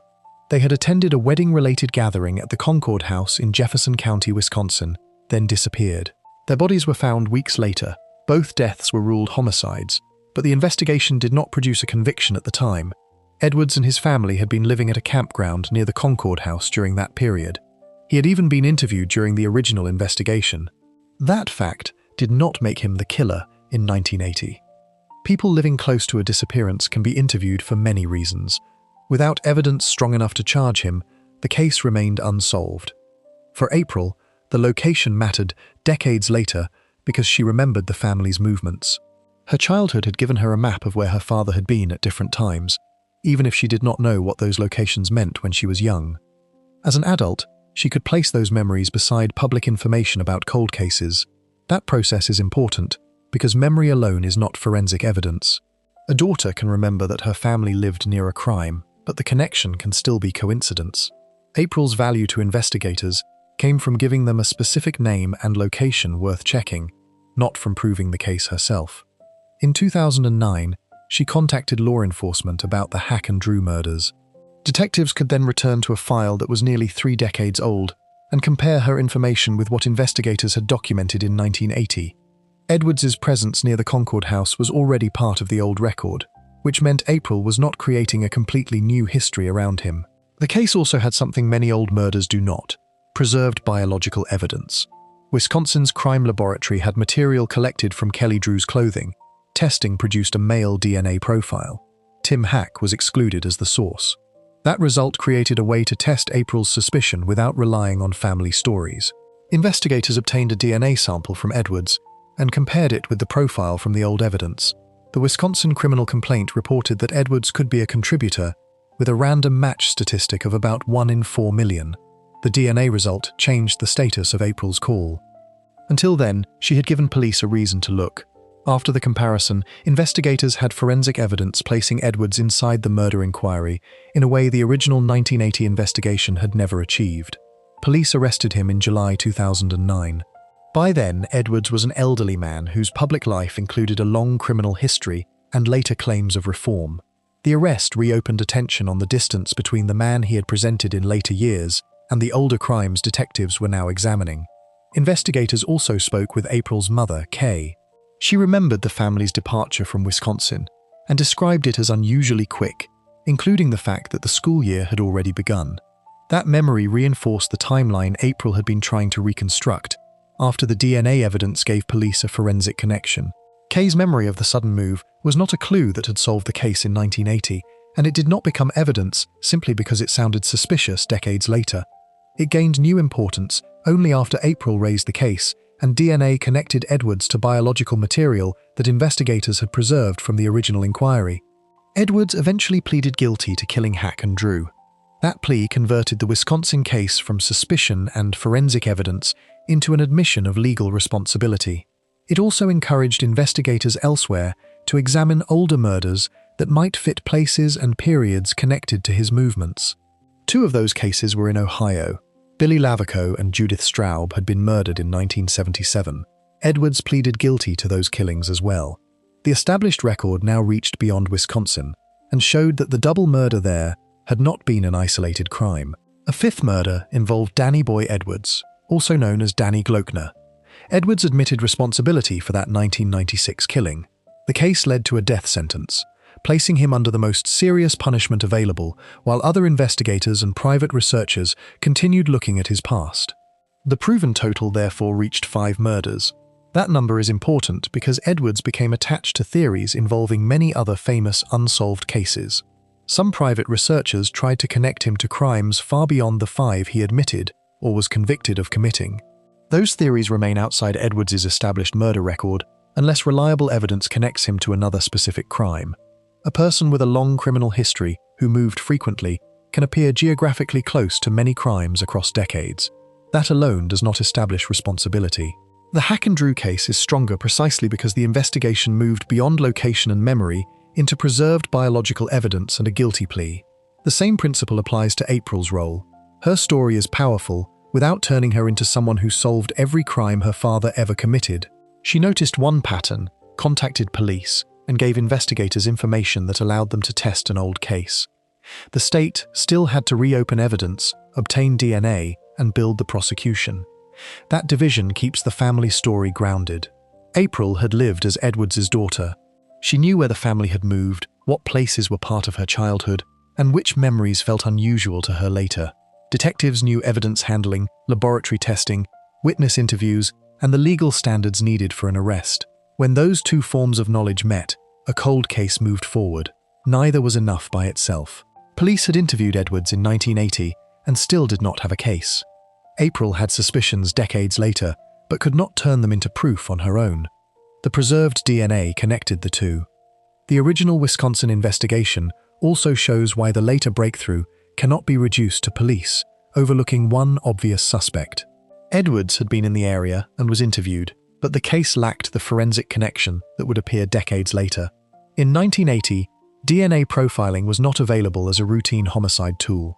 Biological evidence could be collected and stored without investigators having the technology to extract the kind of identifying profile a modern laboratory could later compare. Preservation, therefore, became part of the solution, even though nobody handling the evidence in 1980 knew Edward Wayne Edwards would be tested against it in 2009. The value of a cold case file often depends on what earlier investigators saved. A witness can die and memories can fade, but properly preserved biological material may become more useful as laboratory methods improve. That point gives April's call a second layer. Her information arrived at a time when the old evidence could answer a question it could not answer when Hack and Drew were killed. If she had only produced a location match, police might still have had an interesting theory with no way to move beyond it. The stored evidence gave the suspicion a test, with a result that did not depend on how strongly April believed her father was responsible. The criminal complaint also gave detectives a way to compare the renewed case with statements from people who had known Edwards at the time. Kay's memory of the quick move became one part of that wider reconstruction. Investigators were not asking the family to decide guilt. They were asking for ordinary facts about where the family lived when it left and what Edwards had been doing during the period around the murders. Once Edwards was arrested, prosecutors still had to decide whether the DNA and surrounding evidence could support a case nearly 30 years after the crime. Old prosecutions can be difficult because witnesses may no longer be available and physical evidence may have passed through older testing methods. Edwards's guilty plea avoided a full trial on those issues, but the investigation had already done enough to put the Wisconsin murders before a court. His later pleas also gave the public a temptation to work backward from the known five and assume every suspicious place in his travel history concealed another murder. That is exactly where the legal distinctions matter most. The 5 established killings have victims, dates, cases, and admissions tied to them. Other claims remain theories, regardless of how well they fit a map. Edwards's broader criminal history helps explain why April was willing to take her concerns seriously, but it was only background for the specific Wisconsin lead she eventually gave investigators. He had spent years in and out of crime and prison before presenting himself publicly as a reformed man. That history gave his daughter reasons to question the version of the past she had been given. What matters more is the way the family timeline became usable. Frequent moves that had once been ordinary facts of childhood turned into dates and locations April could compare against unsolved murders. A campground stay in Wisconsin was no longer only a place the family had lived. It overlapped with the disappearance of Hack and Drew. That family knowledge supplied the question. The biological evidence then put a hard limit around interpretation. DNA does not explain motive. It does not recreate every action at the scene. It can show that biological material is consistent with a particular person at a statistical strength the court can evaluate. In this case, that result gave police enough support to move toward arrest and prosecution. The guilty plea supplied the final legal confirmation. Edwards did not go through a Wisconsin murder trial in which a jury weighed competing explanations for the DNA. By pleading guilty, he accepted responsibility for killing Hack and Drew. His later admissions and pleas in Ohio, and in the Danny Boy Edwards case, expanded the proven history. They also increased public interest in every unsolved crime that happened near a place he had lived. That interest is understandable, but the same evidentiary standard still applies to every proposed connection. Location may justify a question, but evidence has to answer it. Edwards received a death sentence for the 1996 murder. He did not live long enough for an execution. In April 2011, he died of natural causes in prison. That death closed the prosecutions against him, but did not settle every theory attached to his name. Researchers continued proposing links to other crimes. None of those theories should be folded into his established victim count without a conviction, reliable confession supported by evidence, or another strong official finding. The case returns to April and her mother, rather than to the theories that continued attaching new crimes to Edwards after his convictions. April's action forced her to hand police a suspicion about her own father. Kay's later memory about leaving Wisconsin quickly became relevant because it fit the location and time already under investigation. The record does not show that they suddenly understood every part of their family history at once. The verified case is more precise. A daughter took childhood locations seriously enough to check them. One location aligned with an old double murder. She called police. Preserved DNA gave investigators a way to test the connection. That sequence also changes the meaning of the family's moves. As a child, April had experienced them as part of daily life. Decades later, some of those same places became points on an investigative timeline. The move away from Wisconsin after Hack and Drew disappeared became one of the memories police could place beside the forensic result. Kay's recollection that the family left after the school year had already started is therefore the best final callback. It is a small family detail, the kind of thing a parent remembers because moving children during school is disruptive. In 2009, that memory sat beside DNA evidence from a murder committed nearly 30 years earlier. April's call did not prove her father guilty. It gave the old evidence a person to test. The laboratory did the next essential forensic part. The police made the arrest, and Edwards later entered the guilty plea that fixed the Wisconsin murders into his legal record. Family memory supplied the tip. Evidence and Edwards's plea supplied the legal confirmation that family memory by itself could never provide. Before we move on, if you're enjoying this analysis, please consider subscribing. It helps the channel tremendously. A daughter's memories of old family locations gave investigators a reason to reopen a Wisconsin cold case. In Wichita, 10 murders had remained tied to an unknown killer for decades, until the man behind them began contacting police and the media again, giving investigators new material to examine.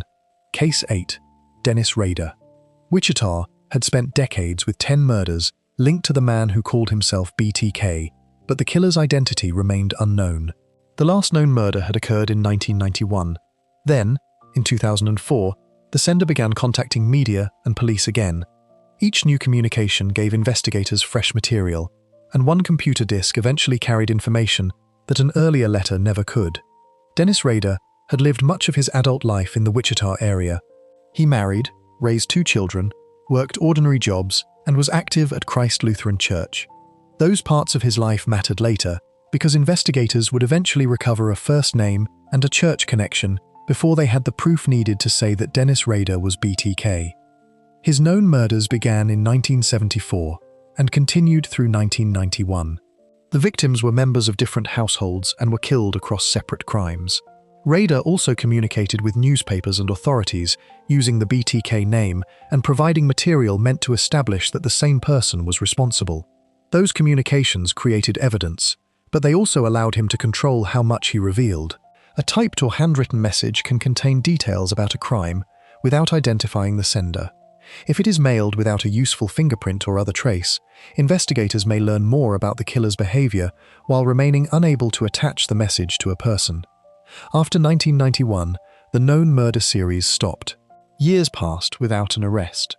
Families had court records, evidence files, and memories of the victims, while police still lacked the name of the man who had claimed responsibility for the killings.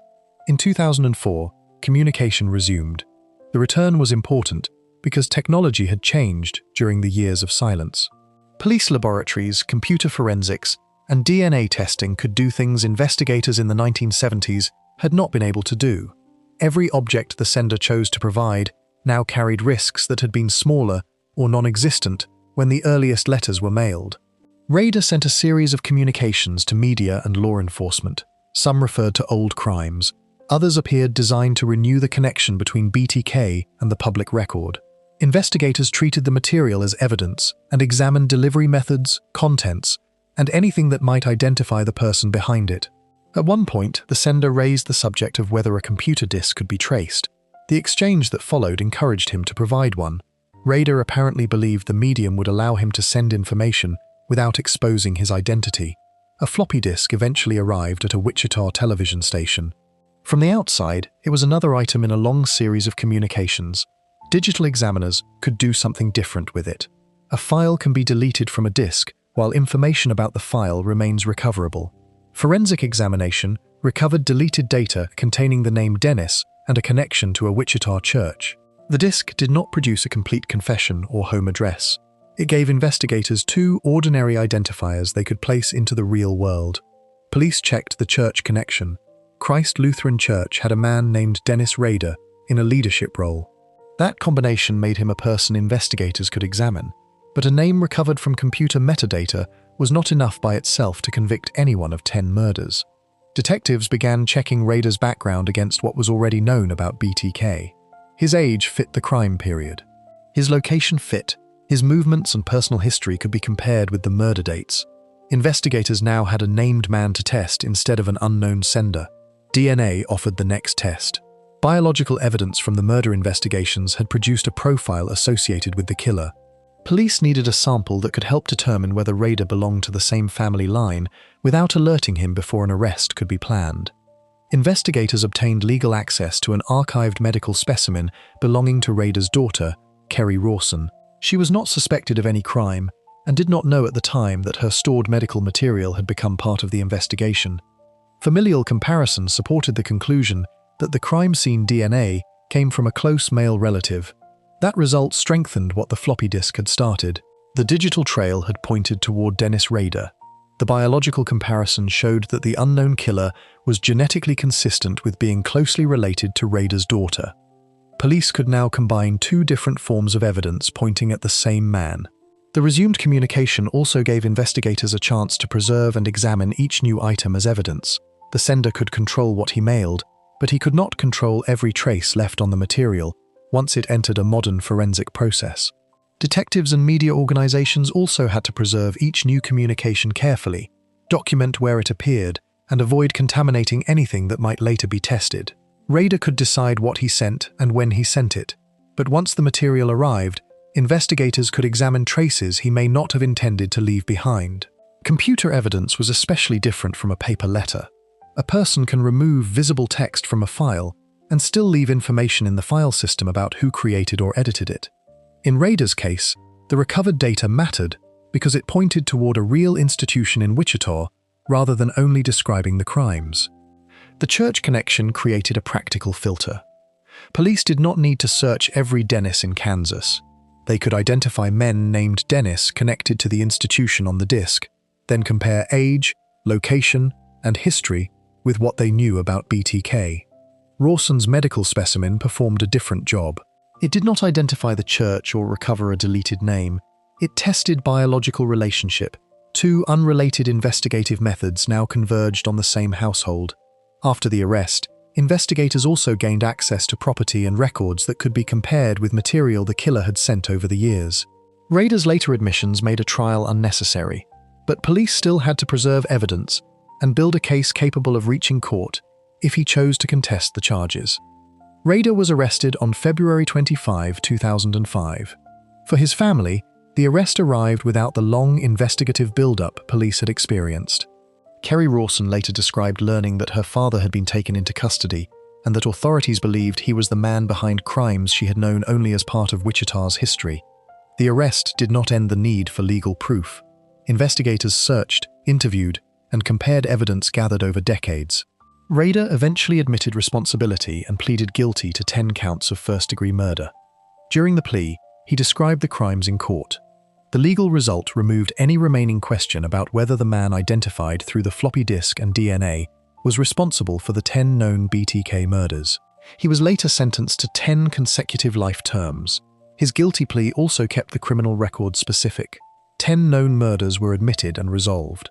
The fact that Rader had become a named suspect did not allow investigators to attach every unresolved crime in the region to him. Any additional death would still require evidence connecting him to that victim and that crime. That limit matters because a famous offender can attract theories after conviction. The 10 guilty pleas already established a complete legal record for the known BTK murders. Later investigations can be examined on their own evidence without turning possibility into another proven victim. The sentence reflected Kansas law because the crimes had occurred before the state restored the death penalty. Rader would remain in prison rather than face execution. The punishment followed the guilty plea and completed the legal case, but it played no role in the evidence that had identified Rader earlier that year. The investigation became famous for the floppy disk, but detectives did not treat metadata as the final answer. A name can be common, and church membership can be public. Investigators used those facts to identify someone worth examining, then looked for independent evidence that could confirm or reject the lead. The familial DNA step supplied that independent support. It also raised questions about privacy, because the medical sample belonged to someone who had done nothing wrong. The specimen had been created for healthcare, not for a criminal investigation into her father. Police obtained it through legal process, but the case became part of a wider debate over how biological material, collected for one purpose, can later be used for another. That issue does not change Rader's guilt. Rawson's DNA did not make her responsible for anything her father had done. Her biological relationship made the sample useful to police, who were testing a suspect identified through other evidence. The family timeline matters because Rader became a grandfather only later, through his daughter's children. That happened after the known murder period. During the BTK murders in the 1970s, 1980s, and into 1991, the documented chronology does not place him in that later grandfather role. Rawson has spoken publicly about what her children know about their grandfather and about the difficulty of separating family memories from his crimes. Those later experiences show why a family relationship does not end when a conviction arrives. A child can know one person as a parent, while the court record establishes another part of that person's life. The factual record does not require choosing one version of Rader over another, or deciding that his family life somehow cancels his criminal history. He participated in family and church life, and he murdered 10 people. Those facts can exist together without adding an unsupported psychological theory about which side represented the real person. The evidence chain also shows how time can work both for and against a cold case. Decades without an arrest can mean lost witnesses and fading memories. The same decades can bring new forensic tools. The floppy disk was useful because computer metadata had become something investigators knew how to recover. The DNA evidence was useful because biological comparison had become much more powerful than it was when the first murders occurred. Rader's own decision to communicate created the opening. Investigators did not force him to send new material in 2004. Each communication carried the possibility that he would include something traceable. The disk finally did. Recoverable information tied the anonymous BTK identity to the first name Dennis and to a church. That was enough to shift the investigation from a broad search for an unknown killer to a focused examination of one person. The later guilty plea makes it easy to see the metadata as certain from the moment it was found. It was not. Investigators still had to check whether the Dennis connected to the church fit the old cases. The DNA comparison then reduced the chance that the digital trail had led them toward an unrelated man with the right first name. That careful order makes the floppy disk more consequential than the arrest itself when tracing the evidence that finally identified Rader. The arrest is the consequence. The decisive change occurs earlier, when an anonymous communication stops being anonymous in a way Rader apparently did not expect. The family DNA then confirmed the direction. A daughter who had no role in the crimes became part of the evidence against her father because biology carried a relationship that a false name or deleted file could not remove. Years later, Rawson would have to explain that history within her own family, including to the children who made Rader a grandfather. The private details of those conversations are not established, so they cannot be reconstructed. The verified point is enough. Their grandfather is a man serving 10 consecutive life sentences for murders committed long before they were born. The case ultimately returns to the floppy disk and the identifying information investigators recovered from it. Rader had spent years communicating in ways that kept his name outside the evidence. The object that exposed him was small, ordinary, and meant to carry another message. Deleted information inside it gave investigators the name Dennis and a church connection. Those two details did not solve the case alone. They gave police a path. Background checks, legal process, familial DNA, arrest, interviews, and the guilty plea completed it. The anonymous sender had finally supplied investigators with a clue that pointed back to his daily life. Before we move on, if you're enjoying this analysis, please consider subscribing. It helps the channel tremendously. A killer's renewed communication finally gave Wichita investigators a trail they could connect to a real person. In Los Angeles, detectives faced a different DNA problem. Their database produced a close genetic relationship to a man who was too young to be the killer, forcing investigators to look beyond the person whose profile had appeared. Case 9. Lonnie Franklin Jr.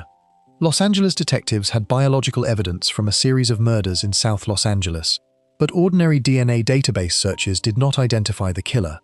Years later, a different kind of search returned a close genetic relationship instead of an exact match. The man in the database was too young to have committed the crimes, which meant investigators had to look at the family around him before they had a suspect's name. The murders later tied to Lonnie Franklin Jr. stretched across many years and involved women in South Los Angeles. One woman, Enietra Washington, survived an attack in 1988. Her survival gave investigators something many of the homicide cases could not provide: a living person who had encountered the attacker and could later describe what happened. Forensic evidence connected cases even while the offender remained unidentified. DNA could show that biological material from different crime scenes came from the same person, but that result does not automatically produce a name. A database search works only when the unknown profile matches someone already represented in the system. For years, there was no direct match. The killer's DNA could therefore exist in evidence files, while the man himself remained outside the database. Detectives knew something about the biology of the offender without knowing which household or street to examine. California had developed a familial DNA search program for serious violent crimes where ordinary searching had failed. The method looked for database profiles similar enough to suggest a close biological relationship even when they were not exact matches. That approach can point investigators toward a family even when the person who left the crime scene DNA has never been entered into the database. An early familial search in 2008 did not solve the case. The database is constantly changing as new qualifying offender profiles are added, so a search that produces nothing one year can become useful later if a close relative enters the system. By 2010, Christopher Franklin's DNA was in the California offender database after an unrelated felony weapons conviction. When the state ran another familial search, his profile stood out as a possible close male relative of the unknown killer. Christopher could be excluded as the murderer based on age and the timeline. The biological relationship was the useful part of the result. Additional Y chromosome testing supported a paternal connection, meaning investigators had reason to look at men in his father's line. The search now moved from genetics to ordinary police work. Detectives examined Christopher's family and focused on his father, Lonnie Franklin Jr. Franklin had lived in the area relevant to the murders and fit basic facts investigators expected of the offender. He had worked for the city and was also known around his neighborhood for mechanical work. Those details did not prove murder. Many men lived in South Los Angeles during the crime period. Familial DNA had only produced a lead. Police still needed biological evidence from Lonnie Franklin himself before they could say the crime scene profile belonged to him. Investigators placed Franklin under surveillance and covertly collected discarded material carrying his DNA. Because he had thrown the material away, police could test it without first asking him to volunteer a sample and risk alerting him. The direct comparison produced the answer the earlier database searches could not. Franklin's discarded DNA matched the profile from the murder evidence. The investigation had moved from an unknown biological sample to an innocent son's database profile, to a father, and finally to a direct match with the man police were now preparing to arrest. The victim pattern also explains why the forensic evidence mattered so much. The murders had been investigated across different years, and each case had its own scene, records, and evidence. A DNA link prevented those deaths from remaining entirely separate.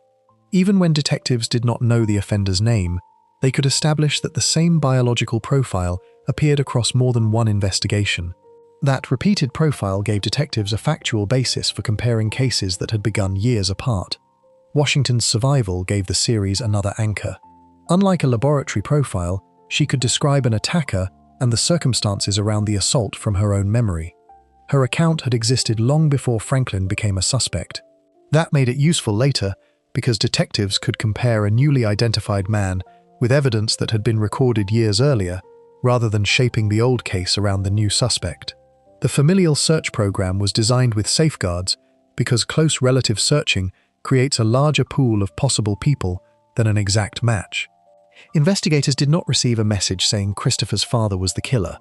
They received a scientific lead, suggesting that the unknown profile could belong to a close biological relative. Police then had to build the family relationship, identify plausible men, and eliminate people who did not fit. Once Lonnie Franklin became the focus, the discarded sample gave investigators the clean test they needed. If his DNA had not matched the crime scene profile, the familial lead would have sent them back to the family tree. Because it did match, the indirect search had successfully produced the person who left the evidence. The trial later allowed the defense to challenge the prosecution's entire chain rather than only the final laboratory number. Jurors could consider how evidence had been collected, whether the samples were reliable, and how the individual murder cases connected to Franklin. The guilty verdicts show that the jury accepted the government's proof on all 10 murder counts and the attempted murder count. The courtroom result shows why familial searching cannot be treated as a complete solution by itself, because the method identified a family lead rather than proving 10 murders. The prosecution still had to prove 10 murders separately enough for a jury to return 10 first-degree murder convictions. The investigative breakthrough and the legal outcome were connected, but they were not the same step. Franklin was arrested in July 2010. The arrest brought investigators into his home and gave them access to additional evidence. Among the items recovered were numerous photographs of women. Those images generated concern that there could be victims beyond the cases already tied to him. The photographs have to be handled carefully. A picture of a woman in Franklin's possession does not prove that she was murdered, assaulted, or even harmed by him. Police released some images in an effort to identify the women and determine whether any were missing or connected to open cases. The existence of the photographs created investigative questions, not an automatic expansion of his victim count. The charged case remained specific. Prosecutors accused Franklin of 10 murders and 1 attempted murder involving Washington. The homicide victims and Washington's surviving account gave jurors a defined set of crimes to evaluate, rather than asking them to decide every suspicion created by the search of his home. Washington became a particularly important witness because she could speak from direct experience. She had survived an attack decades earlier and was alive when the man identified through DNA finally reached trial. Her testimony brought a human account into a case that had depended heavily on forensic connections. The prosecution also had the direct DNA evidence that had led to Franklin's arrest. Familial searching explained how investigators found him, but the trial did not require jurors to convict a father simply because his son's profile looked similar to the unknown DNA. Police had obtained Franklin's own discarded genetic material and matched it directly with the evidence. That distinction protects the innocent relative at the center of the breakthrough. Christopher Franklin was not accused of the murders. His unrelated conviction had placed his profile in the database, and his biological relationship made that profile useful. The investigation then moved away from him and toward his father. On May 5, 2016, a Los Angeles County jury convicted Lonnie Franklin Jr. of 10 counts of first-degree murder and 1 count of attempted murder. The verdict fixed the proven victim count at 10 murders, regardless of other cases investigators may have examined. In August 2016, Franklin was sentenced to death. California's death penalty process meant the sentence did not lead quickly to an execution. He remained on death row at San Quentin, while the convictions and sentence stood. Franklin died at San Quentin on March 28, 2020. He was still under the death sentence. His death ended the possibility that the state would execute him, but it did not change the 10 murder convictions or the attempted murder conviction. The case became a major example of familial DNA searching because the breakthrough happened 1 generation away from the offender. Conventional searching asks whether the crime scene profile is already in the database. Familial searching asks whether someone in the database is genetically close enough to point investigators toward a family. That difference raises privacy questions because relatives can become investigative leads without having done anything related to the crime. Christopher's profile entered the system because of his own unrelated conviction, but the important inference reached his father. The genetic information therefore carried investigative value beyond the person whose name was attached to the sample. The program used additional testing to reduce the risk of following weak family similarities. A partial resemblance can occur by chance, especially in a large database. Y chromosome analysis can help determine whether 2 male profiles are consistent with sharing the same paternal line. That extra work supported the decision to examine Christopher's close male relatives. Even then, genealogy did not become guilt. Detectives had to compare age, location, and family structure before focusing on Lonnie. The final step was still a direct DNA comparison with discarded material from Franklin himself. That sequence makes the father-son inference the decisive investigative turn because it converted an apparently wrong database hit into a usable family lead. The database result initially points to the wrong man if read as an ordinary exact match. Investigators understood that the result meant something different. Christopher was useful precisely because he was not the killer. His DNA was pointing beyond him. The case also shows why the nickname attached to the murders can mislead. Franklin became known publicly through a label suggesting a long sleeping period between clusters of killings. The gap in known murders does not prove he committed no other violence during those years. It describes the pattern investigators could establish from the cases tied to him. The 10 convictions therefore remain separate from every theory about additional victims during the apparent gap in the known murder sequence. The legal record does not need a larger number at all to carry weight. 10 women were murdered in the legally proven cases. Washington survived, and a jury found Franklin responsible. His family status requires the same chronological care. Later reporting described Franklin as a grandfather, but the available prosecution record does not establish when he first became one. The documented murder chronology therefore does not support moving that later family role backward across the entire crime period. And the case does not need that assumption to explain how family DNA led investigators to him. The better use of family comes from the investigation itself. A son's genetic profile became the first database connection strong enough to reach Franklin. Family was not a cover story or a witness memory here. It was biological evidence. The case returns to Washington because DNA explains how detectives reached Franklin, while her survival explains one of the crimes through the experience of a living witness. She had lived since 1988, while the person who attacked her remained unidentified. More than 2 decades later, an unrelated DNA conviction involving his son helped police find him. Evidence recovered after the arrest also connected Washington back to Franklin's home. Her survival meant investigators could compare objects and photographs with a living witness who remembered the attack.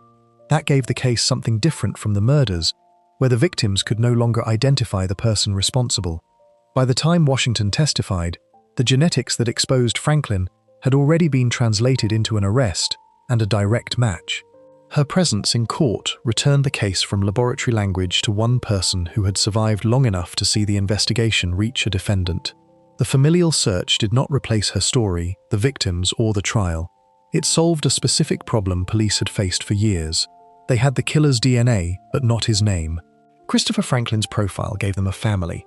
The direct sample gave them Lonnie. That distinction kept Christopher outside the murder case. Before we move on, if you're enjoying this analysis, please consider subscribing. It helps the channel tremendously. Los Angeles investigators reached one killer because a close relative had entered a government offender database. California detectives would take that idea much further, using decades-old crime scene DNA to work through distant genetic relationships and a family tree stretching back generations. Case 10. Joseph James DeAngelo. By the 2010s, California investigators had DNA linking crimes committed decades earlier, but the profile had never produced a direct match in the standard offender database. The cases had outlived several investigative labels and generations of detectives. A newer method offered another route: find genetic relatives instead of the killer himself, build their family trees, and see whether one branch led back to a plausible suspect. The crimes later admitted by Joseph James DeAngelo stretched across California during the 1970s and 1980s. Different regions had originally known the offender under different names because investigators did not begin with proof that one person connected every series. The Visalia ransacker, East Area rapist, and original Night Stalker labels grew from crimes investigated in different places and at different times. DNA eventually helped connect major parts of that history. Biological evidence showed that offenses once treated as separate series shared the same offender. That finding narrowed one question, while leaving the most important one open. Investigators could know that the same person was responsible without knowing his name. A conventional DNA database search did not solve that problem. Crime laboratories can compare an unknown profile with profiles from known offenders, but a person who is not represented in the system will not appear as an exact match. The Golden State Killer profile could therefore be scientifically useful and still fail to identify anyone. Investigative genetic genealogy approached the problem differently. Instead of asking only whether the unknown DNA exactly matched a known offender, Investigators looked for people who shared enough genetic material to be relatives. Those relatives could be distant. They did not need to know the offender, live near him, or have any connection to his crimes. The genetic matches were only the beginning. A distant cousin can be connected to thousands of people through multiple branches of a family. Investigators and genealogists had to build family trees backward toward shared ancestors and then forward through descendants. The work produced many possible names before it produced one useful candidate. Age became one filter. Sex became another. Geography mattered because the offender had committed crimes in particular California communities during particular years. Investigators could remove branches that did not produce a man old enough to commit the earliest crimes, or someone whose life never placed him near the relevant areas. That process gradually narrowed toward Joseph James DeAngelo Jr. He was living in Citrus Heights, near Sacramento, as an older retired man. By then, he had a family that included children and grandchildren. His daily life in 2018 did not automatically explain crimes committed decades earlier, so investigators still needed to compare his past with the timeline. One detail became especially significant. DeAngelo had worked as a police officer during part of the crime period. He served in Exeter and later Auburn, communities that placed him within regions connected to the developing investigation. His law enforcement history also meant he understood police procedures, although the evidence does not establish that every method he used to avoid detection came from his police work. Investigators placed DeAngelo under surveillance. The genealogy work had produced a candidate, not proof. As in the Franklin case, detectives needed DNA from the man himself before they could know whether the family tree had led them to the correct branch. They covertly collected discarded material containing DeAngelo's DNA. A direct laboratory comparison was then made with the old crime scene profile. The DNA matched. That was the point when a family tree built from distant relatives became an identification. The relatives had not proved DeAngelo committed anything. They had given investigators a route toward him. His own discarded DNA supplied the direct forensic link to evidence preserved from the crimes. Before genealogy entered the case, investigators had already spent years doing the less visible work that made the later breakthrough possible. Evidence from old crime scenes had to be preserved well enough for modern DNA testing. Separate agencies had to compare cases and recognize that crimes once carrying different local labels belonged to the same offender. Without that earlier work, genealogy would have had no reliable unknown profile to follow. The passage of time created another problem. People changed names, moved, married, died, and had children. A family tree built in 2018 had to connect living genetic matches with ancestors who might have been born many decades earlier, then trace descendants back toward California during the crime years. Public records, family records, and genetic relationships all had to agree closely enough to keep a branch in consideration. Once DeAngelo became a candidate, investigators could compare more than DNA. His age fit. His employment history placed him in relevant parts of California. His movements could be checked against periods when particular crime series began or stopped. None of those facts alone established guilt, but together, they made it reasonable to spend surveillance resources obtaining a direct sample. The direct comparison then collapsed years of uncertainty into one result. Investigators no longer had only a family tree, an age match, a geographic fit, and a former police officer whose history overlapped with the crime period. They had DeAngelo's own DNA matching the profile preserved from the old crime scenes. The later plea also meant the final case did not rest only on the investigators' reconstruction of the genealogy and DNA trail. In court, DeAngelo personally admitted 13 murders and the kidnapping counts that remained chargeable. He also admitted additional conduct that could no longer be prosecuted as separate counts. Those admissions gave the case a formal legal endpoint, while preserving the difference between crimes that produced convictions and crimes acknowledged through the plea but left uncharged. DeAngelo was arrested in April 2018. The arrest brought an end to a search that had lasted for decades and had passed through several generations of forensic technology. Investigators who had once depended on fingerprints, witness descriptions, and local case files could now use genetic relationships that were not available when the crimes occurred. The arrest also forced separate communities to place old cases into one biography. Survivors who had known the offender only through an attack in one city could now see a man whose life had moved through other parts of California. Families of murder victims could see their cases connected with assaults committed years earlier.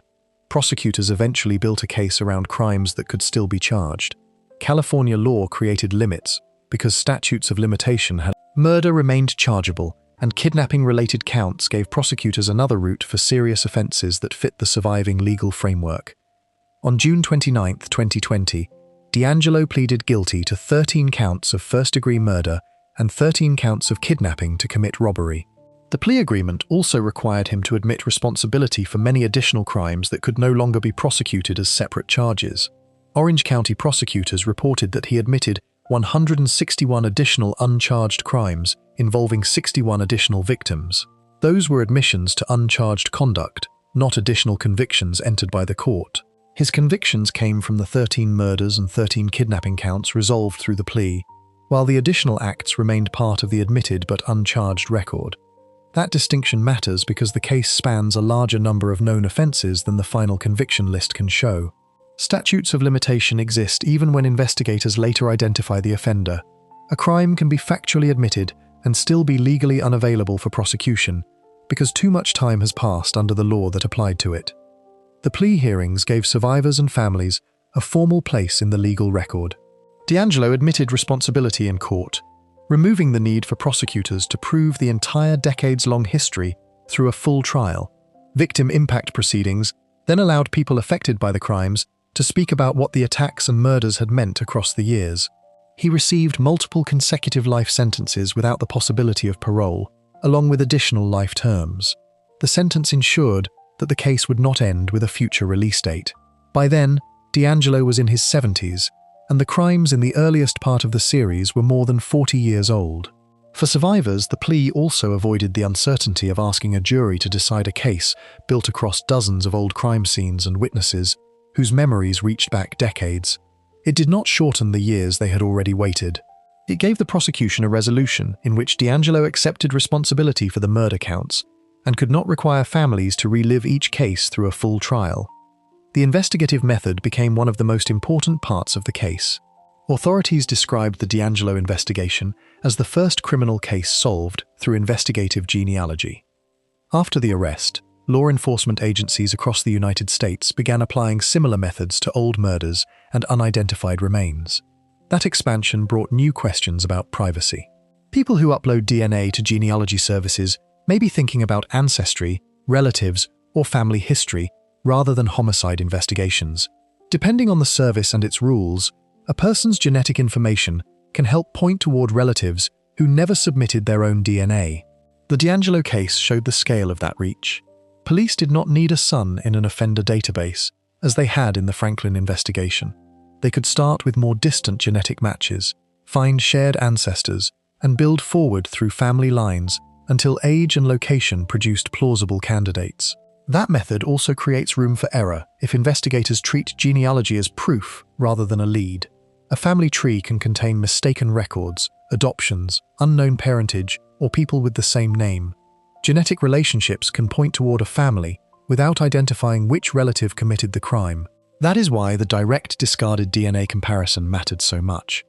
In D'Angelo's case, investigators did not arrest a distant cousin because the database showed shared DNA. They used relatives to build the map. Surveillance and direct testing then placed D'Angelo's own genetic profile against the crime scene evidence.